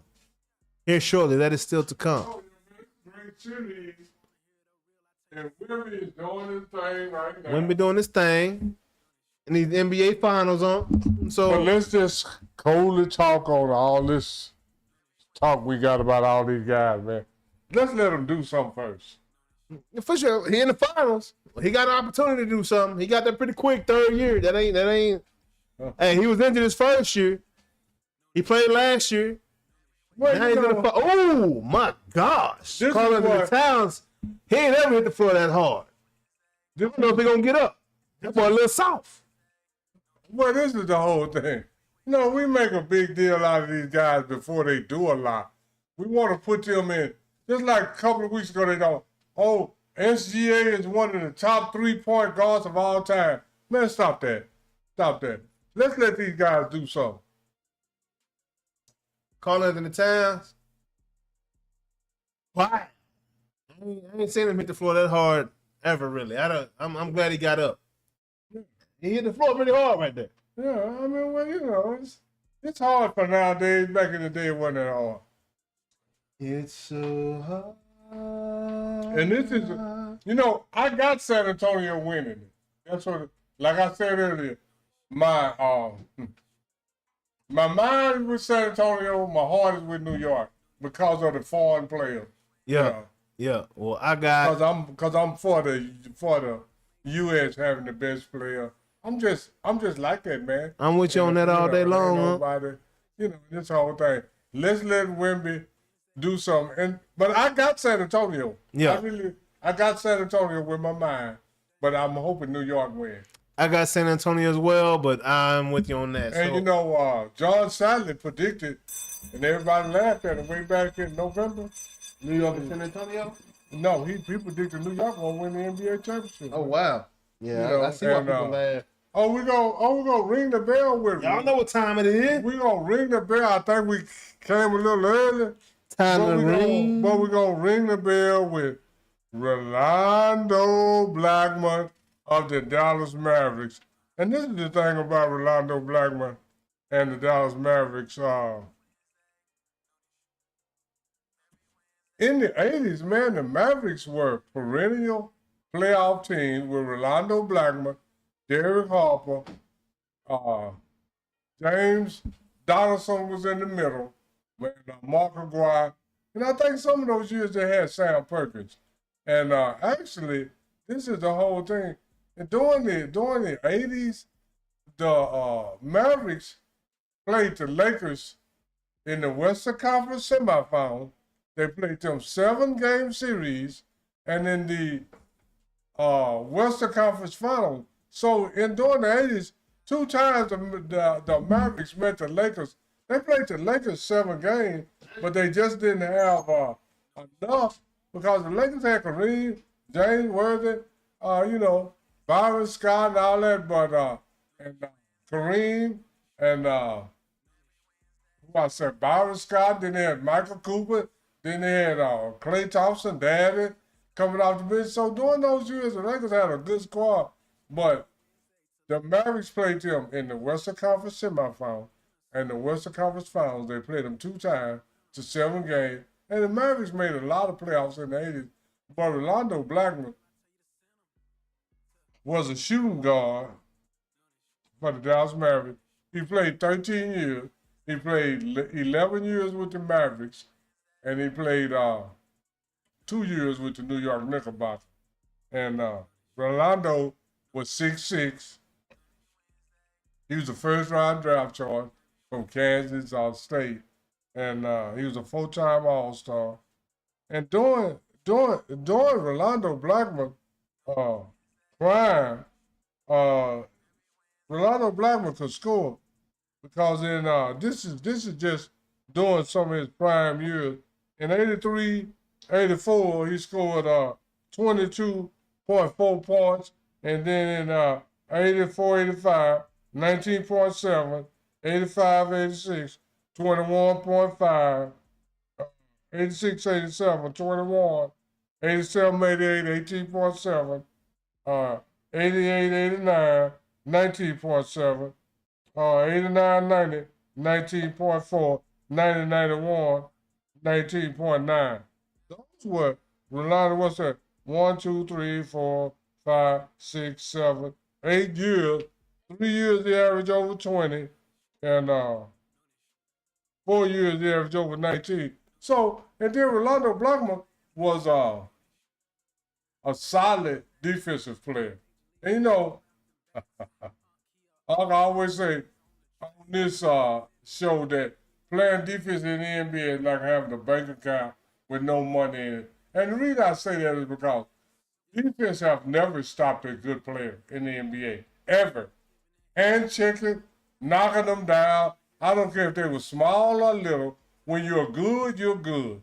So, you know, all that stuff doesn't matter. But Rolando Blackman was a solid player. And during that time, the Mavericks had a pretty solid roster because they had James Donaldson. They had, we rung the bell last week on Mark Aguirre. Then they also had Rolando Blackman, and they had Derek Harper. And then some of those years in the 80s, they had Sam Perkins.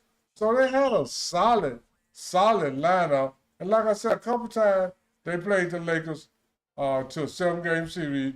Once was in the Western Conference Final. Once was in the Western Conference semifinal. But they played them 7 games. And the Mavericks had a good squad. And Rolando Blackman was a solid, and he's a 4-time All-Star. He's 6'6". So he wasn't no little dude. So he could play, and he was one of those guys that didn't have a lot of flash to him, but he was very efficient. Yeah. He got to his spots and he got the job done, you know, and a whole lot of times now we talk about the bag and all that, but that's a whole different story. But Rolando Blackman didn't have no bag, and then for his career, he averaged 18 points, 3.6 rebounds. He didn't have a bag. He did not. And the bag is overrated. Yeah. I'm going to say that the bag is overrated. Hey, he one of the first international NBA guys. Right? Yeah. But where's Rolando from? From the Rolando from the islands, ain't it? Some islands. Kind of like Tim Duncan. Yeah. That's what's up. Man. And like I said, Ro was that dude, man. He played solid, solid defense. And like I say, defense is only for. Let me say this in there. Like I said before, I always say defense is like a bank account with no money on it. Yeah. But defense is for lower tier players, not upper. Yeah. Defense ain't never stopped. Dominique Wilkins, Michael Jordan, Bernard King, Larry Bird, LeBron James, Kareem Abdul-Jabbar, LeBron James. Steph. Defense don't stop these guys. Defense may slow them 1 or 2 miles per hour. Yeah. Defense not even gonna slow them like, oh, he scored 25. Now defense gonna hold him to 12. No, defense might hold him to 21. Yeah. You know, I'm just saying a couple stops down the court. I'm telling you what I've been watching the NBA for years and years. I ain't seen defense stop Jerry West. I ain't seen defense stop Kareem. I ain't seen defense stop Will Chamberlain. I ain't seen defense stop Larry Bird. I ain't seen defense stop Michael Jordan. I ain't seen defense stop Bernard King, Dominique Wilkins. You go through all the great offensive players and show me when somebody stopped them. Yeah, you're right. Haven't. You're they right. have not. You're right. Simple as that. They have not. Rolando Blackman, he was number 24 here in Dallas, man. He He was the dude here in Dallas, man. I saw a black man on the back of his jersey. I was like, he's dope. Well, they pronounce it black man, but it's really black man. Yeah, no doubt. Because when I first spelled it, it was black mom with an O, and I had to go back and look. And that ain't what it say. That ain't what it say, man. So that's a whole nother story. Shout out to you, Rolando. Rolando was that dude because he was solid. Yeah. He was solid on defense. Am I going to sit up here and say he stopped somebody? And I'm going to say no because I ain't seen nobody stop nobody. Yeah. Because I seen Dominique Wilkins and I watched the game because I'm over 70 years old. I watched the game, and Dominique Wilkins said, I don't care if you Dennis Rodman or Scottie Pippen, you're going to need some help to stop me. Good luck. Dominique, what, 6'8", 6'9" coming at you? Yeah, 6'8", and then that same way, and they showed the time when Michael Jordan go in their locker room and say, tell somebody I got 50 for him.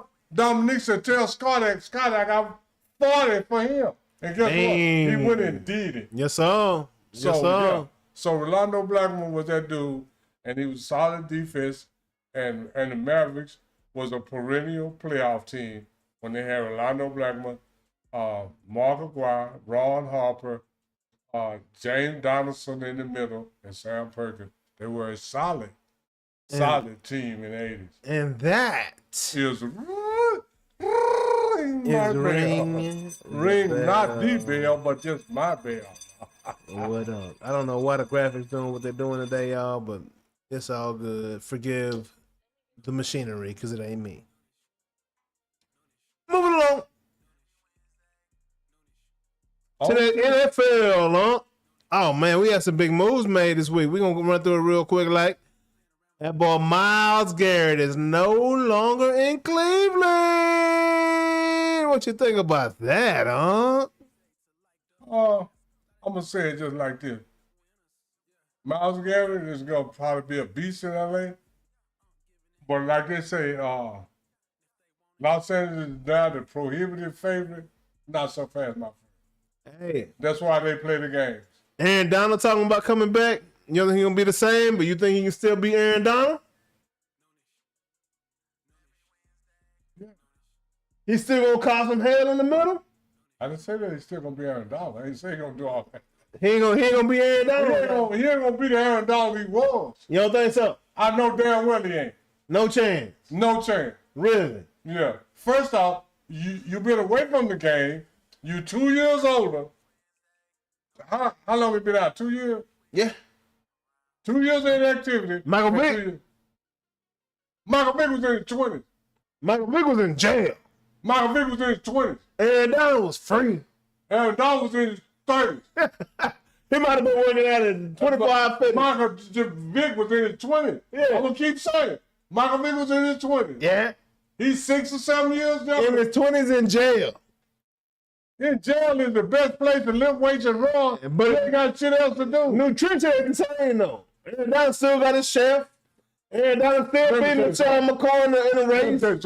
You can eat what you want to, but when your ass is older and you ain't doing shit, that's all I'm saying. What Mike Tyson? I'm just saying, Aaron Donald and Myles Garrett. Hey, Aaron Donald and Myles Garrett is crazy, huh? Did you know what Mike Tyson said? What he said? The best 2 years of his life was in prison because he worked out and ran all the damn time. Damn. But what was he eating up? But when he came out, he whooped the ass. It doesn't matter. A little bit. And he was young. He was young. Aaron Donald is older. He been out 2 years. I don't care who he got. He can have. He's still big. I don't know. Food don't make that much difference. Food make a difference, but it don't make that. Food is less than 1%. Food is less than 1%. He ain't out there scrapping with the potatoes. Yeah. On that football field. All I'm saying. Aaron Donald is 2 years older, and he got 2 years in activity. He is not gonna be the Aaron Donald of old, and you can't buy a championship. Answer me this: is LA the favorite to win the championship now? They got the MVP from last year, and then they added Myles Garrett on the other side. Verse wasn't bad at all. The guy that they traded him for, plus first, third round. Traded him for might be better in their system than Myles Garrett. We don't know till we see. True statement. That's all I'm saying. True statement. You Because know, we don't know. All these guys. And their system matters. How many guys have we seen go to a different system and don't be the same no damn more? But how many have we seen go to a different system and flourish? Not that damn name. 'Em. Shit, all of them that come from Dallas. Name them. DeMarcus Lawrence. DeMarcus ain't did shit. He DeMarcus. got both sides. DeMarcus Lawrence teammate. He got a Super Bowl in Denver. What's my boy in Seattle last year? DN. DeMarcus what? I mean, no, DeMarcus Ward was the one got one in Denver. DeMarcus Ward in Denver. DeMarcus Lawrence in Seattle. Right? Like, yeah. Okay, let me tell you. Super Bowls. Let me tell you like this here. New York up 40-39. He's your teammate. First off, DeMarcus Lawrence got 4.5 sacks in Dallas. He got 6 in Seattle. So you think he was a turning point in Seattle? He already got But great he stopped the run everywhere he went, though. That's what we like to claim. That's what we like to claim. He was a good run-stopping DN. Like, that's what he was. He started out as a sack guy. We drafted him as a sack guy. But he ended up as a run-stopping guy. Do you know why he got to be a run stopper? Put that weight on. Because he wasn't getting no sacks. Yeah. That's why they called him. He wasn't getting. Let's tell the truth, Jay. If you don't get no sacks, they got to say you're doing. We pay you all this money. They got to justify. So we got to say something on you. DeMarcus Lawrence. I mean, that's all I'm saying.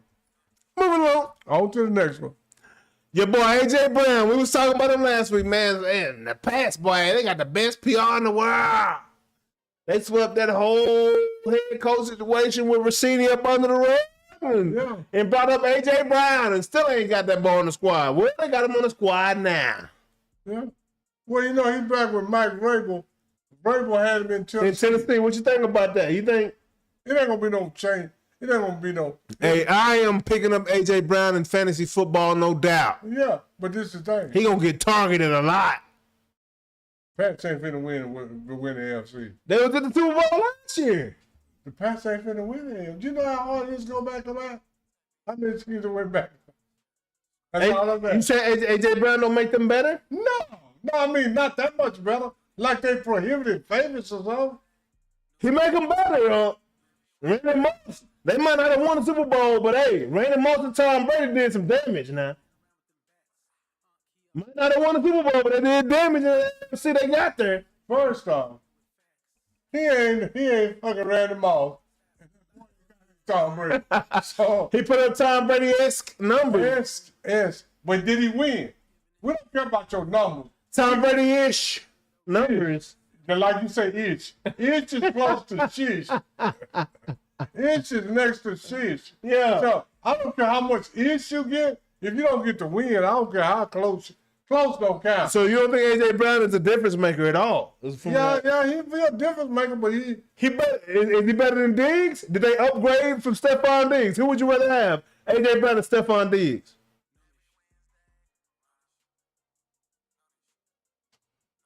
Be real now. That's a wash. Be real. I might rather have. We got to check the numbers. Diggs has over the last few. Diggs got great numbers over the season. Better than Brown. But he also has a bad injury he from Houston that AJ Brown ain't got. But did he have it when he was with them? Yeah, the year before he got to New England. It may have affected his productivity. Productivity. I'm just saying. Yeah, he had good productivity, but he didn't have great productivity.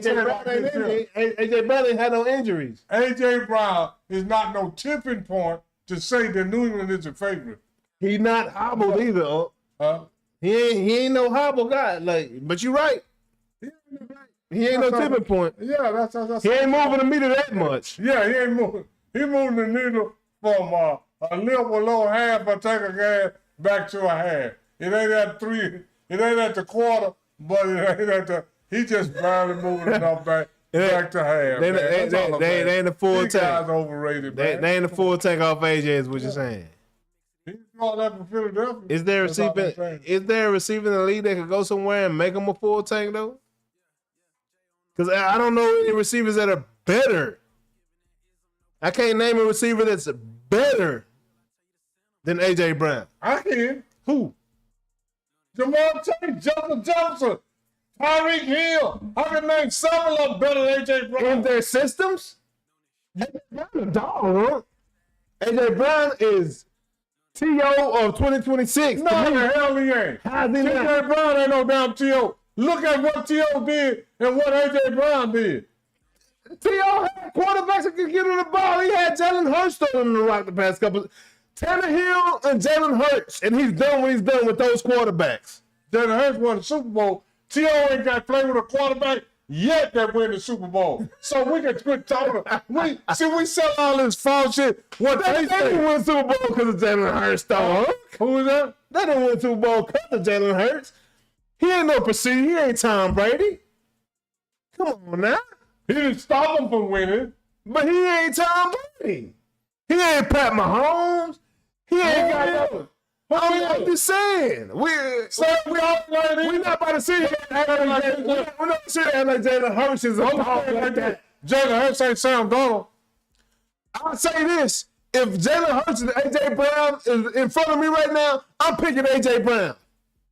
And I'll find another quarterback. Okay. Because if I get A.J. Brown, I know we got a chance. I can't say the same thing about Jalen Hurts. Just the whole thing. When did A.J. Brown win the Super Bowl? When he was with Jalen Hurts? He had Ryan Tannehill before that, huh? Ryan Tannehill. Everything is good until you compare it to something. Absolutely. So Tannehill compared to on Jalen Hurts, that's a watch. Go look at their numbers. And see That's a watch. Go look. Tannehill got great numbers compared to Jalen Hurts. Absolutely. Have Tannehill played with an all-pro defense? No. That's what I'm saying. Tennessee had a hell of a defense when Tannehill was there. Who did? Tennessee. With Vrabel. Had a hell of a defense. Name some of the Tennessee players. When he was there. Name that defensive player. I can't. But I bet you name Philly players. Brown. On defense. On defense. That's what I'm talking about. Brown. Brown was on offense. No, Carter and the other defensive line. Yeah, I can name some of that defense. Name one of them. I can name Carter. I can name him. Name one of Tannehill defensive player. Name one, Jay. Finnegan. Name who? Finnegan. Finnegan ain't did shit. And he was Carter. Carter went to the Pro Bowl. Yes, he did. Finnegan did too. Yeah. Because Philly, everybody know Philly had an all-pro defense. What up Tennessee had? Jones. Tennessee, shit. Tennessee ain't had nothing. Tennessee ain't had. That's what I'm trying to say. See, we get team success with individual. I'm just saying, Tannehill and got doggone Tannehill. Hey, you put Tannehill on Philly, he might win that same Super Bowl that Jalen Hurts did. And then he might not. We don't know. We don't know. But we know this. That he didn't win one with Tennessee and Jalen Hurts won one with. We got to give credit where credit is due. And I mess with Jalen Hurts, young money. You know what I'm saying? Absolutely. But A.J. Brown went to the pack. A.J. Brown is not no needle mover like that. That's what I'm saying. What about OBJ going back? OBJ ain't moved the needle at all since he left New York. OBJ need to go play flag football 2028. Absolutely. He probably can do that. But I'm playing on OG3 right here. But no, I think OBJ still got some game in him, huh?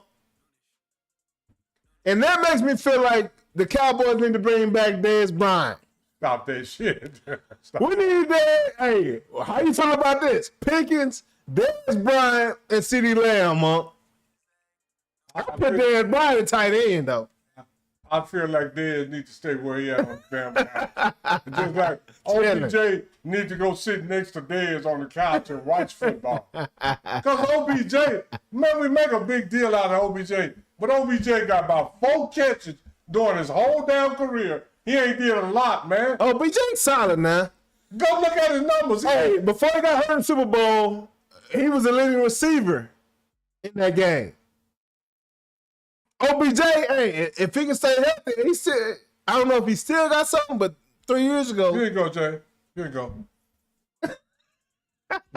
He said he was here. All of him, OBJ had about 2 good years out of his 12. He done got about 3 maybe 4 out of his whole career. That's it. So I can't count on you. Been in them headlines though. Yeah, I can't. Headlines don't make. Unless you at the White House. Hey, I'm telling you like this. Headlines don't make goal lines. You right. A whole lot of people have made headlines. Unless you Michael Irvin. Yeah. Well, Mike Irvin made headline and goal line. What you think about the young Giants on IR playing softball? Scatterboo. Bullshit. Out there doing backflips on the softball field. But you're out injured. Malik Neighbors limping down the first baseline after swinging the bat. Do they care about football? They love football? They don't love the game. I told you these people don't love the game. You doing something for fun outside of your job that pay you money. Millions. Not pay you money. Pays you millions, bro. That looks really bad, huh? The aesthetic, it looks real bad. It is bad. You can play for free, but you can't play for money. I don't understand. Scatterboo and Neighbors, y'all might not ever play outside of New York. Mark my word. Yeah. That's some BS. That's all I can say. If you can't, you know, it's certain jobs in the real world when you go out on short-term disability and stuff, you know, they'll watch you Absolutely. and film you and see what you're doing. And then now you can't get paid so, on your disability because you're doing some active stuff. What are we here for? Are you here for the money and the notoriety and the popularity? Clearly, y'all enjoy the fame. You're out there doing backflips and you're out there for the show, or are you here for the game? Because if you was here for the game, you wouldn't have been out there for the softball game. Man, that is not a good look. Not at all. Malik, Scatterboo doing backflips. Hey, that is great. Hey, that is a great advertisement for your doctor, dog. Yeah, it is. Yeah. Whoever did surgery on your knee, bro. That's some great advertisement right there, dog. But outside of that, it ain't good, bro. We don't want to see that. I'm a Scatterboo fan, you know. Shout out there, Eusebio out there in Arizona State right now, man. Young Dallas Tiger. You know, that's my second baseman right there. One of the only games they ever lost. He was pitching, but he was winning, though, before it started raining. Derek Eusebio, shout out to you, dog. You next. Yes, sir. In the NFL, man. Coming out of Arizona State. But Scatterboo, that ain't no good look, bro. And if I was your agent, I would have advised you to not go and play in that softball game. Yeah, you want to show New York, what's going on, all this good fun. No, it's not a good look, bro. It's talking about dollars and cents and how seriously you take your profession, bro. It's not a good look, man. Malik Neighbors, you limping down that first base line, bro.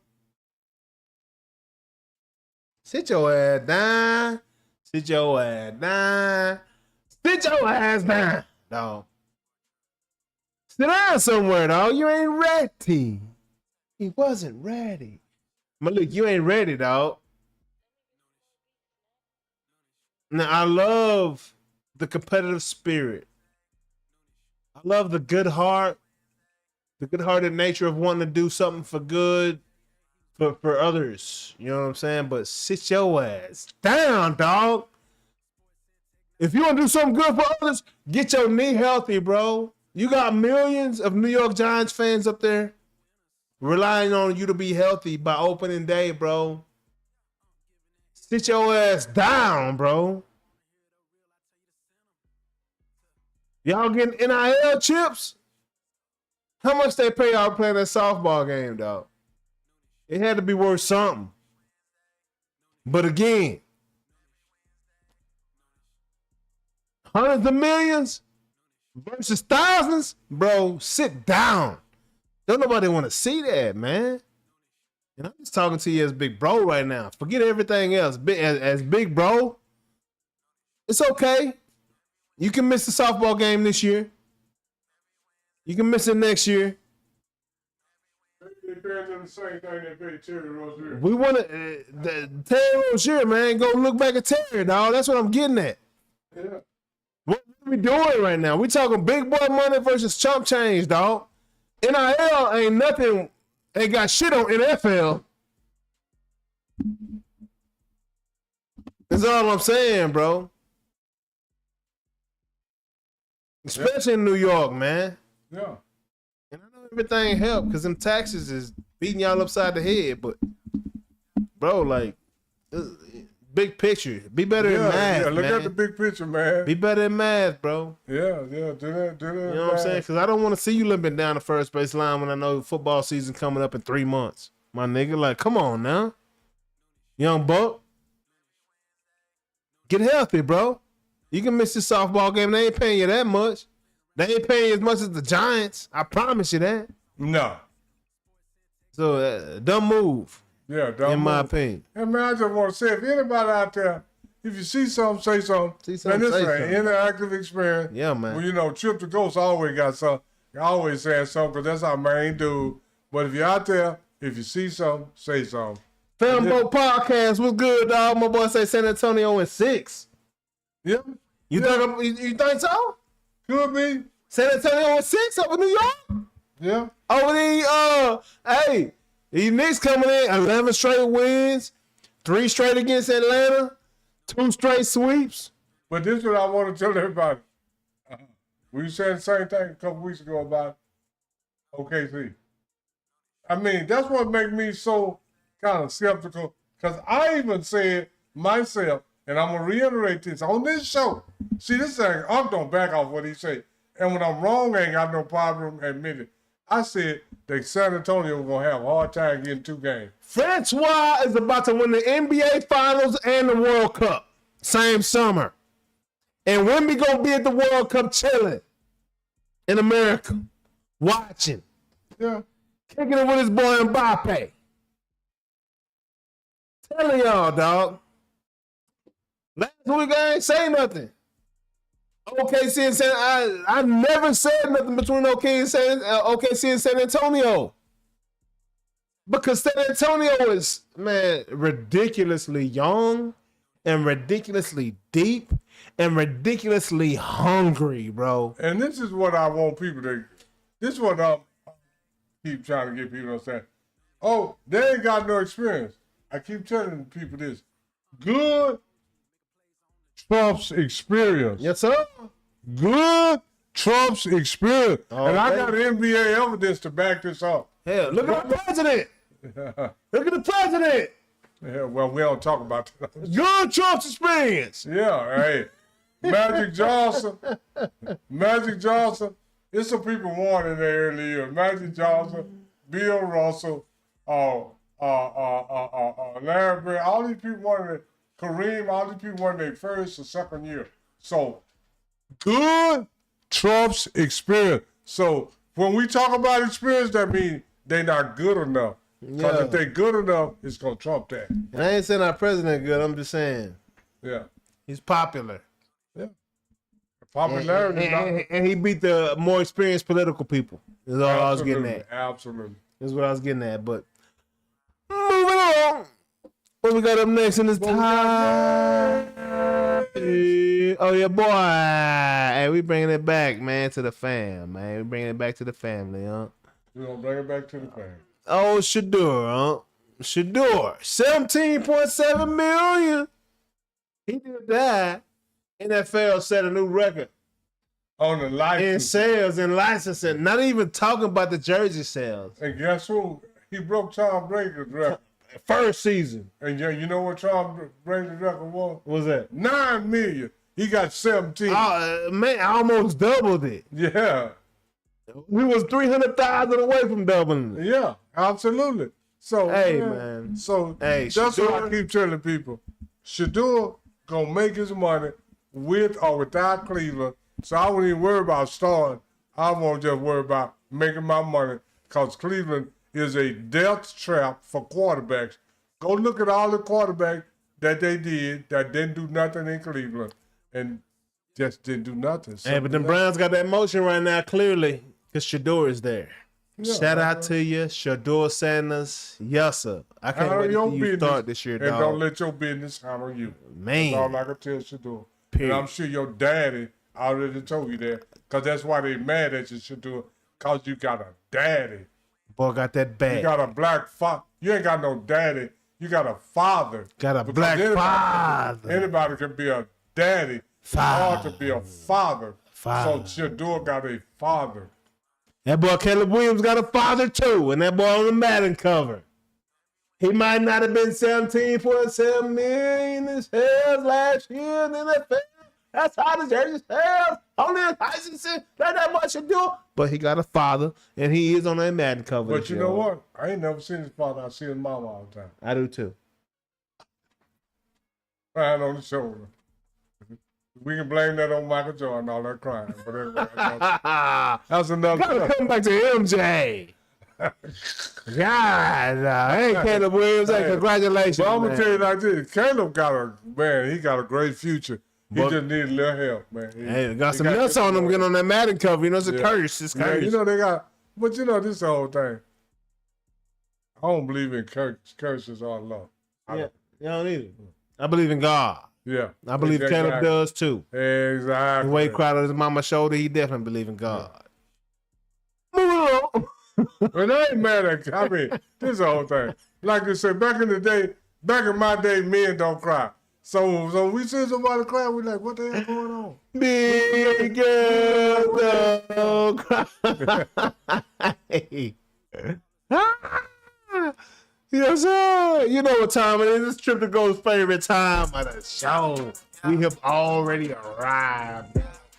What an arrival. I am. Oh, this part of the show, people, good people. Noonish. This is the part of the show where there's no rebuttal allowed. But this is the thing. They keep rebutting. You was part of the last when I got home. I'm gonna shut the F up. I'm an STFU right here and let Unc do what he do and stick to the rules. When I went on COVID, J.A. couldn't take it. Yeah, Unc be striking a nerve, dog. And this is the whole thing. On purpose, though. You know how big a nerve I strike, Unc still right. I can't say nothing. Because this is the thing. Unc is going with the police report. The MO, what you have already done, not what I wish you have done. Yeah. What I hope you could have did. Yeah. I ain't doing that. I'll tell you what you I wish a nigga would. Yeah. Ain't none of that. You might wish a nigga would, but I'm going to tell you what a nigga did. And I am on. What you got for the people to read? I'm doubling down on what I said. Like, A double down. that Kobe don't need to be in the GOAT conversation. He's overrated. Kobe has a strong mentality. R.I.P. And he got the Mamba mentality and all that, but he don't have the results. Yeah. He don't have the results, and I'm gonna tell you why. I'm gonna say this again. Kobe shot 41.2% in 7, not 1 or 2, 7 NBA finals. I read the statistics off last week, and I'm finna read them again. Shout out to you, Trip. Yes, sir. Let me read Kobe's statistics again, Trip, just in case you didn't hear them. In 2002, Kobe shot 36.1% in the NBA final. That was in 2000. 2001, he shot 41.5. 2002, he shot 51.4, which is good. But then he came back there in 2004 and shot 38.1. And then in 2008, he shot 40.5. In 2009, he shot 43%. In 2011, he shot 45%, which came out to a 41.2%. And this is how all this started. When they say he the greatest Laker, Magic Johnson shot 51.5, 10.3% percentage higher than Kobe did in the NBA Finals. And then we're gonna go to the years that Kobe won the NBA Finals and MVP. In 2009, he shot 43%. In 2011, he shot 40.5%, which comes very close to his 41%, which is about 42%. Okay, that's what he did. 43 and then 45%. And then this is what I keep telling people. I'm not judging these guys against my imagination. I'm judging Kobe against other guards in the history of the NBA that's got NBA fouls. I'm finna give y'all some guards that there's only 3 guards that shot under 45% in the NBA finals that got MVP. And I'm gonna tell you who they are. They're Kobe Bryant, Michael Jordan, and JoJo White. JoJo White shot 43% in 1976. JoJo White shot 43%, 43.9% in 1976. That's his one MVP. Kobe, the MVP, the years he got, he shot 40 and 43. JoJo White pretty much shot 44%. And here's some other guards. D. Wade in 2006, when he won MVP, he shot 46.8%. Chauncey Billups shot 50.9% in 2004 when Detroit beat the Lakers. That's the same year Kobe shot 38.1. If Kobe would have shot what Chauncey Billups shot, and Chauncey Billups shot what he shot with Kobe's great defense, they probably would have won. Okay, here's some more guys. Tony Parker, when he won the MVP in 2007, he shot 56.8%. Jerry West in 1969 shot 49%. JoJo White in 1976 shot 43%. And then the only other guy that shot low, Michael Jordan, shot 42%, and he shot 43% in the NBA Finals. But this is the thing. Jordan shot 40, 41, 43, and 45 in 3 of his finals. But Jordan other finals, he shot 52, 54, and 55, which bring his final average up to 48.1. Kobe, and then I went against all the guards that got MVP when they went to 6 and 7 and 8 finals.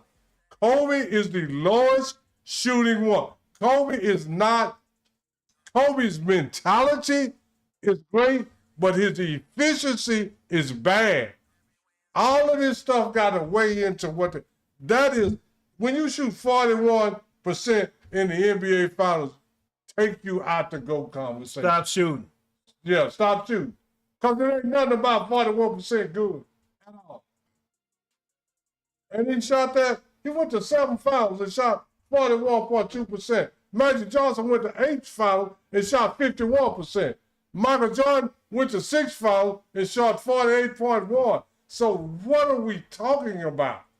We gotta measure these guys against other guys that have done the same. Now, Tony Parker went to 5 NBA finals, but the one he won,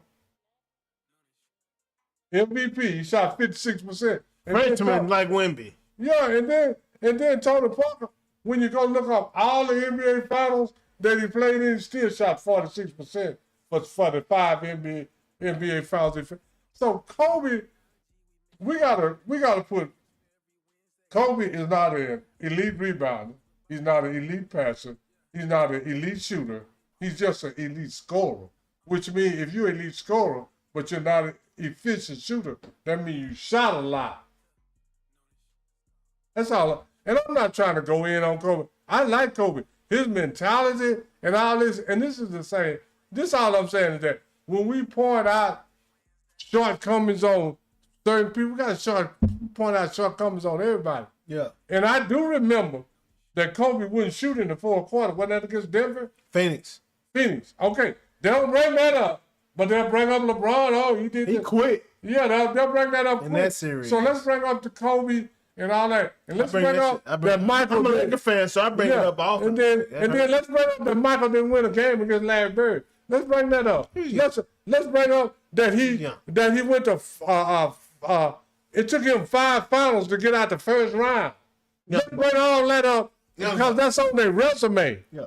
We'll bring up shortcomings on certain people, and then people keep telling me, say, "Oh, the numbers don't tell the whole story. Go look at the film." So if I go look at the film, you mean I'm not gonna see a guy shooting 41% in the final? Yes, you will. And then now that I know he shot 41%, that's gonna make me focus on all the misses even more. Yes, it will.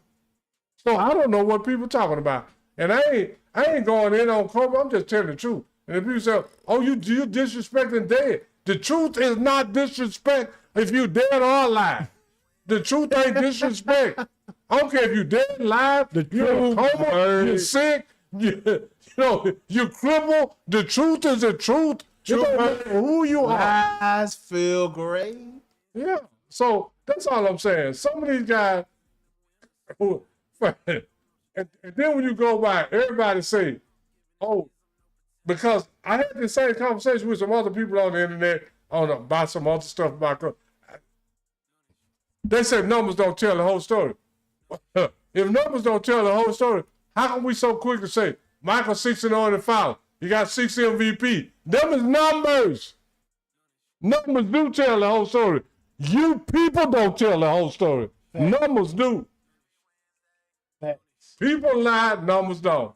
Kobe shot 41%. So tell me when I'm lying. He shot 36 and 38% in the NBA final. He shot 40 about 3 times, shot 43 once. It comes up to 41%.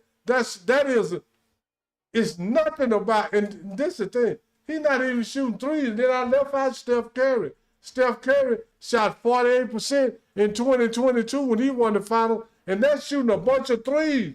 He shot 48% overall, 41% in the NBA final against other great players is not good. I don't care what. I can go look at the film. You can tell me. People tell me, say, "Well, who do you think people want? Do you want Chauncey Billups or Kobe?" In that series, I want Chauncey Billups. Now, for a career, maybe not. But this is the whole thing. If Chauncey Billups had played with Shaq, Paul Gasol, Lamar Odom, Andrew Bynum, Derek Fisher, Robert Ory, Glenn Rice, I can go on and on. If he had played with all of them, he might have 3, 4, 5 championships. We don't know. Yeah. Because your teammates matter more than you do. Some of these niggas is so deceptive. Yeah.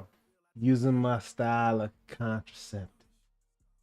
So deceptive using my style. Because our style is telling the truth. Hey, that's what it is. It's the truth, man. Because this is the thing. When the police go investigate Kobe, they're going to say he was a subpar shooter. Hey, man. That's what the police will tell you. That's what the facts going to tell you. Now, I'll let you get, numbers don't tell the whole story. That's what you say. That's his say. Women lie, men lie, numbers. What I'm saying all the time, he just like the police. I go by your MO. That MO. And one thing that is not admissible in court is hear, damn, say. Yeah. Period. Period. Point blank. And I'm done with that. And I love Kobe. I love his mentality, but his skills, his mentality is way above his skill. He got Michael Jordan mentality with somebody, with a lower level skill. And that's a great That's a great IMO. Can I bit my tongue? Yeah, he bit his tongue. I ain't say nothing. But besides what I said, it was not in yeah, I held my tongue. We'll say that much. Yeah. And it's his opinion. And I agree with him. And I agree with him. And I love Kobe. Because see, this is what people get mixed up about. Oh, you don't like Mike. I do. I just tell the truth on it. I like Larry Bird. I tell the truth on it. I like Magic Johnson. I tell the truth on it. Yeah. So I'm conflicted in my IMO right now between what I want to talk about because On one hand, I want to talk about how the Dallas Mavericks have always been a farm team to the NBA. And it's proven itself to be that once again with Luka being in LA and Jalen Brunson being in New York. But I'm not going to talk about that. Ain't going to talk about something else. I'm going to talk about something else. Let me put that out there, though. He just want to throw it out. You know, history repeats itself because we were talking about when I know Black with Mark Aguirre and got that on too. And Harper and Derek Harper. Yeah. But I know Blackman and Derek Harper went to New York, and where Mark Aguirre went to the Detroit. And Sam Perkins went to LA. Oh, okay. Making the Mavericks got their own farm team. We talking about that, but you're absolutely right. I'm just thinking about it right now. Yeah. Okay, I'm not gonna talk about that though. You're gonna talk about something else. I'm gonna talk about something else. Nick Saban, shut your ass up. Sit your ass down. Sit your ass down. Tired of you, Nick Saban. I'm with you on that one. Yeah. What's wrong? You don't want to see the little black boys get money, Nick Saban? You want a national championship, got $100 million out of them black boys after you quit the NFL because you couldn't control them black boys in the NFL because they made more money than you? Nick Saban, sit your ass down, dog. And sit your ass up. And shut up, dog. Go sit back and relax on your Aflac checks, my nigga. Sit back and chill on your NCAA football checks, nigga. Shut up, bro. Your time is up. You out of there, dog. You got nothing else to say about these little black boys making money, dog, and how much money they make. Who are you, Mr. Cap? You're outdated also. Are you Mr. Cap? Yeah. Do we need to change your last name to Mr. Cap? Steven? Or do we need to got to change that B to a T? Round his hoe. Satan? Satan? I mean, what we gonna do? Because you're tripping, dog. Look, black boys getting money now. You want to go to, go talk to Trump and go to, you want to be, you. Hey, bro, you can be the governor of Alabama right now. I'm telling you that right. You will win the election. If you want to be in the political stage, bro, go be the governor of Alabama and make changes. You know what I'm saying? Go bump Brett Favre on his goddamn elbow and go buy him his volleyball arena over there in Mississippi. You know what I'm saying? Nick Saban, shut up, bro. You're not a coach anymore, homie. You got no power over NIL. You got no power over these little boys making $40 million on the whatever they want to make, dog. You got no power, bro. You had your relationships with your banks before NIL to make sure Alabama could be on top. Until these little black boys can make millions and not listen to your ass no more. And as soon as they could, just like you did in Miami, we got a streaker. We got a runner. Yeah. My boy running. As soon as these little black boys got money and you can't talk to them, talk down to them, your ass. Quick coaching. Huss. Running to the fields, dog. You running, bro. You running away from that. You want the power, dog. You want these little black boys to be broke dependent upon your ass, bro. I got a question for you. What's that, dog? When Forrest Gump, when he running at the University of Alabama? Run, Forrest, run! With your red helmet, that looked like Alabama. Run. Yeah, that was Alabama. Nick Saban would have signed Forrest Gump immediately, dog. Oh, Nick Saban is Forrest Gump. He's chopping away from them, man. That's all I'm saying. I ain't got nothing else. Nick Saban, shut up, bro. Yeah. We saw that you couldn't hang in the NFL. You couldn't coach in the NFL when you didn't have that power over your staff, over your team, monetarily. So you went back to college. And when NIL became a thing, your ass got up out of there, bro. Get up out the goddamn courtrooms, bro. We don't want to hear you, Nick Saban. You got nothing to say, bro. You're not for us. You're for you. And I'm going to keep it short, bro. Shut the fuck up. Ooh. Just like that.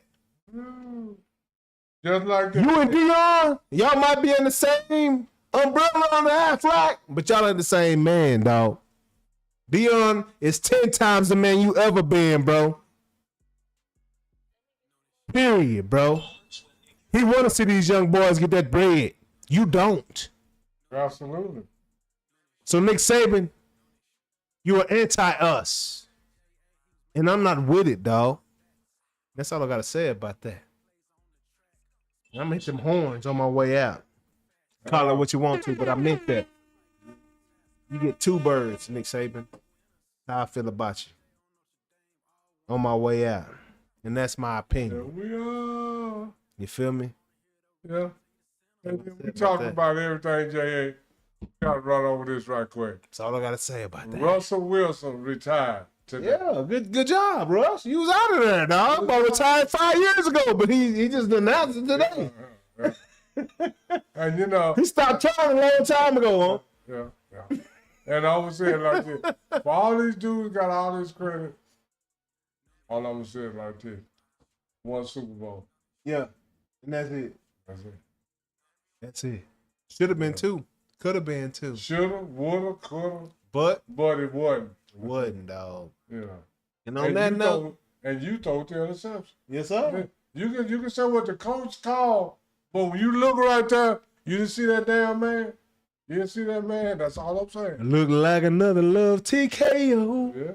Shouldn't have let that go, dog. And then we got to talk about, right quick before we go, Terry Rozier. Boy, stop. He took $70,000, now he's going to lose $26.6 million, $70,000 to leave a game early, and now the arbitrator has ruled that you finna lose $26.6 million. Man, these boys not good with math, man. That's a LaShawn McCoy bet. These boys are not, because this is what you go. What is 7 times 8 is what 56. 56. Okay, if you would have got $70,000 every game, but you didn't, you just got that would have been $56 million. Yeah. If you the only way that I am going to do that, you got to give me $56 million to lose $29 million, but you gave me $70,000 to lose $29 million. Boy. Somebody ain't good with math. Boy. Some of these boys need to go back to the 3rd grade. Boy. Some of these boys need to go back to the 3rd and 4th grade where they teach simple math, man.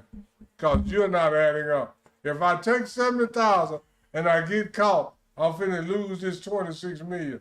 Something ain't computing in your mind. Go read the book of Malachi, man. You know, it's 4 blank pages in the Bible, from what I understand.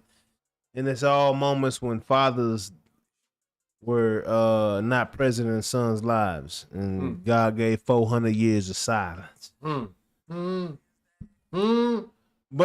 anyways, with that being said, we good. We appreciate y'all. We had a great show with the what's his name, David? Sam Wright. Sam. Damn, big dog. Appreciate you. Oh, now. Biblical. Because you brought the Bible anyway. Samuel. Sam, CY, we appreciate you bringing Sam on. And Sam said, man, you got that radio voice. Man. Hey, man, come back. Come back. Come back now, you hear?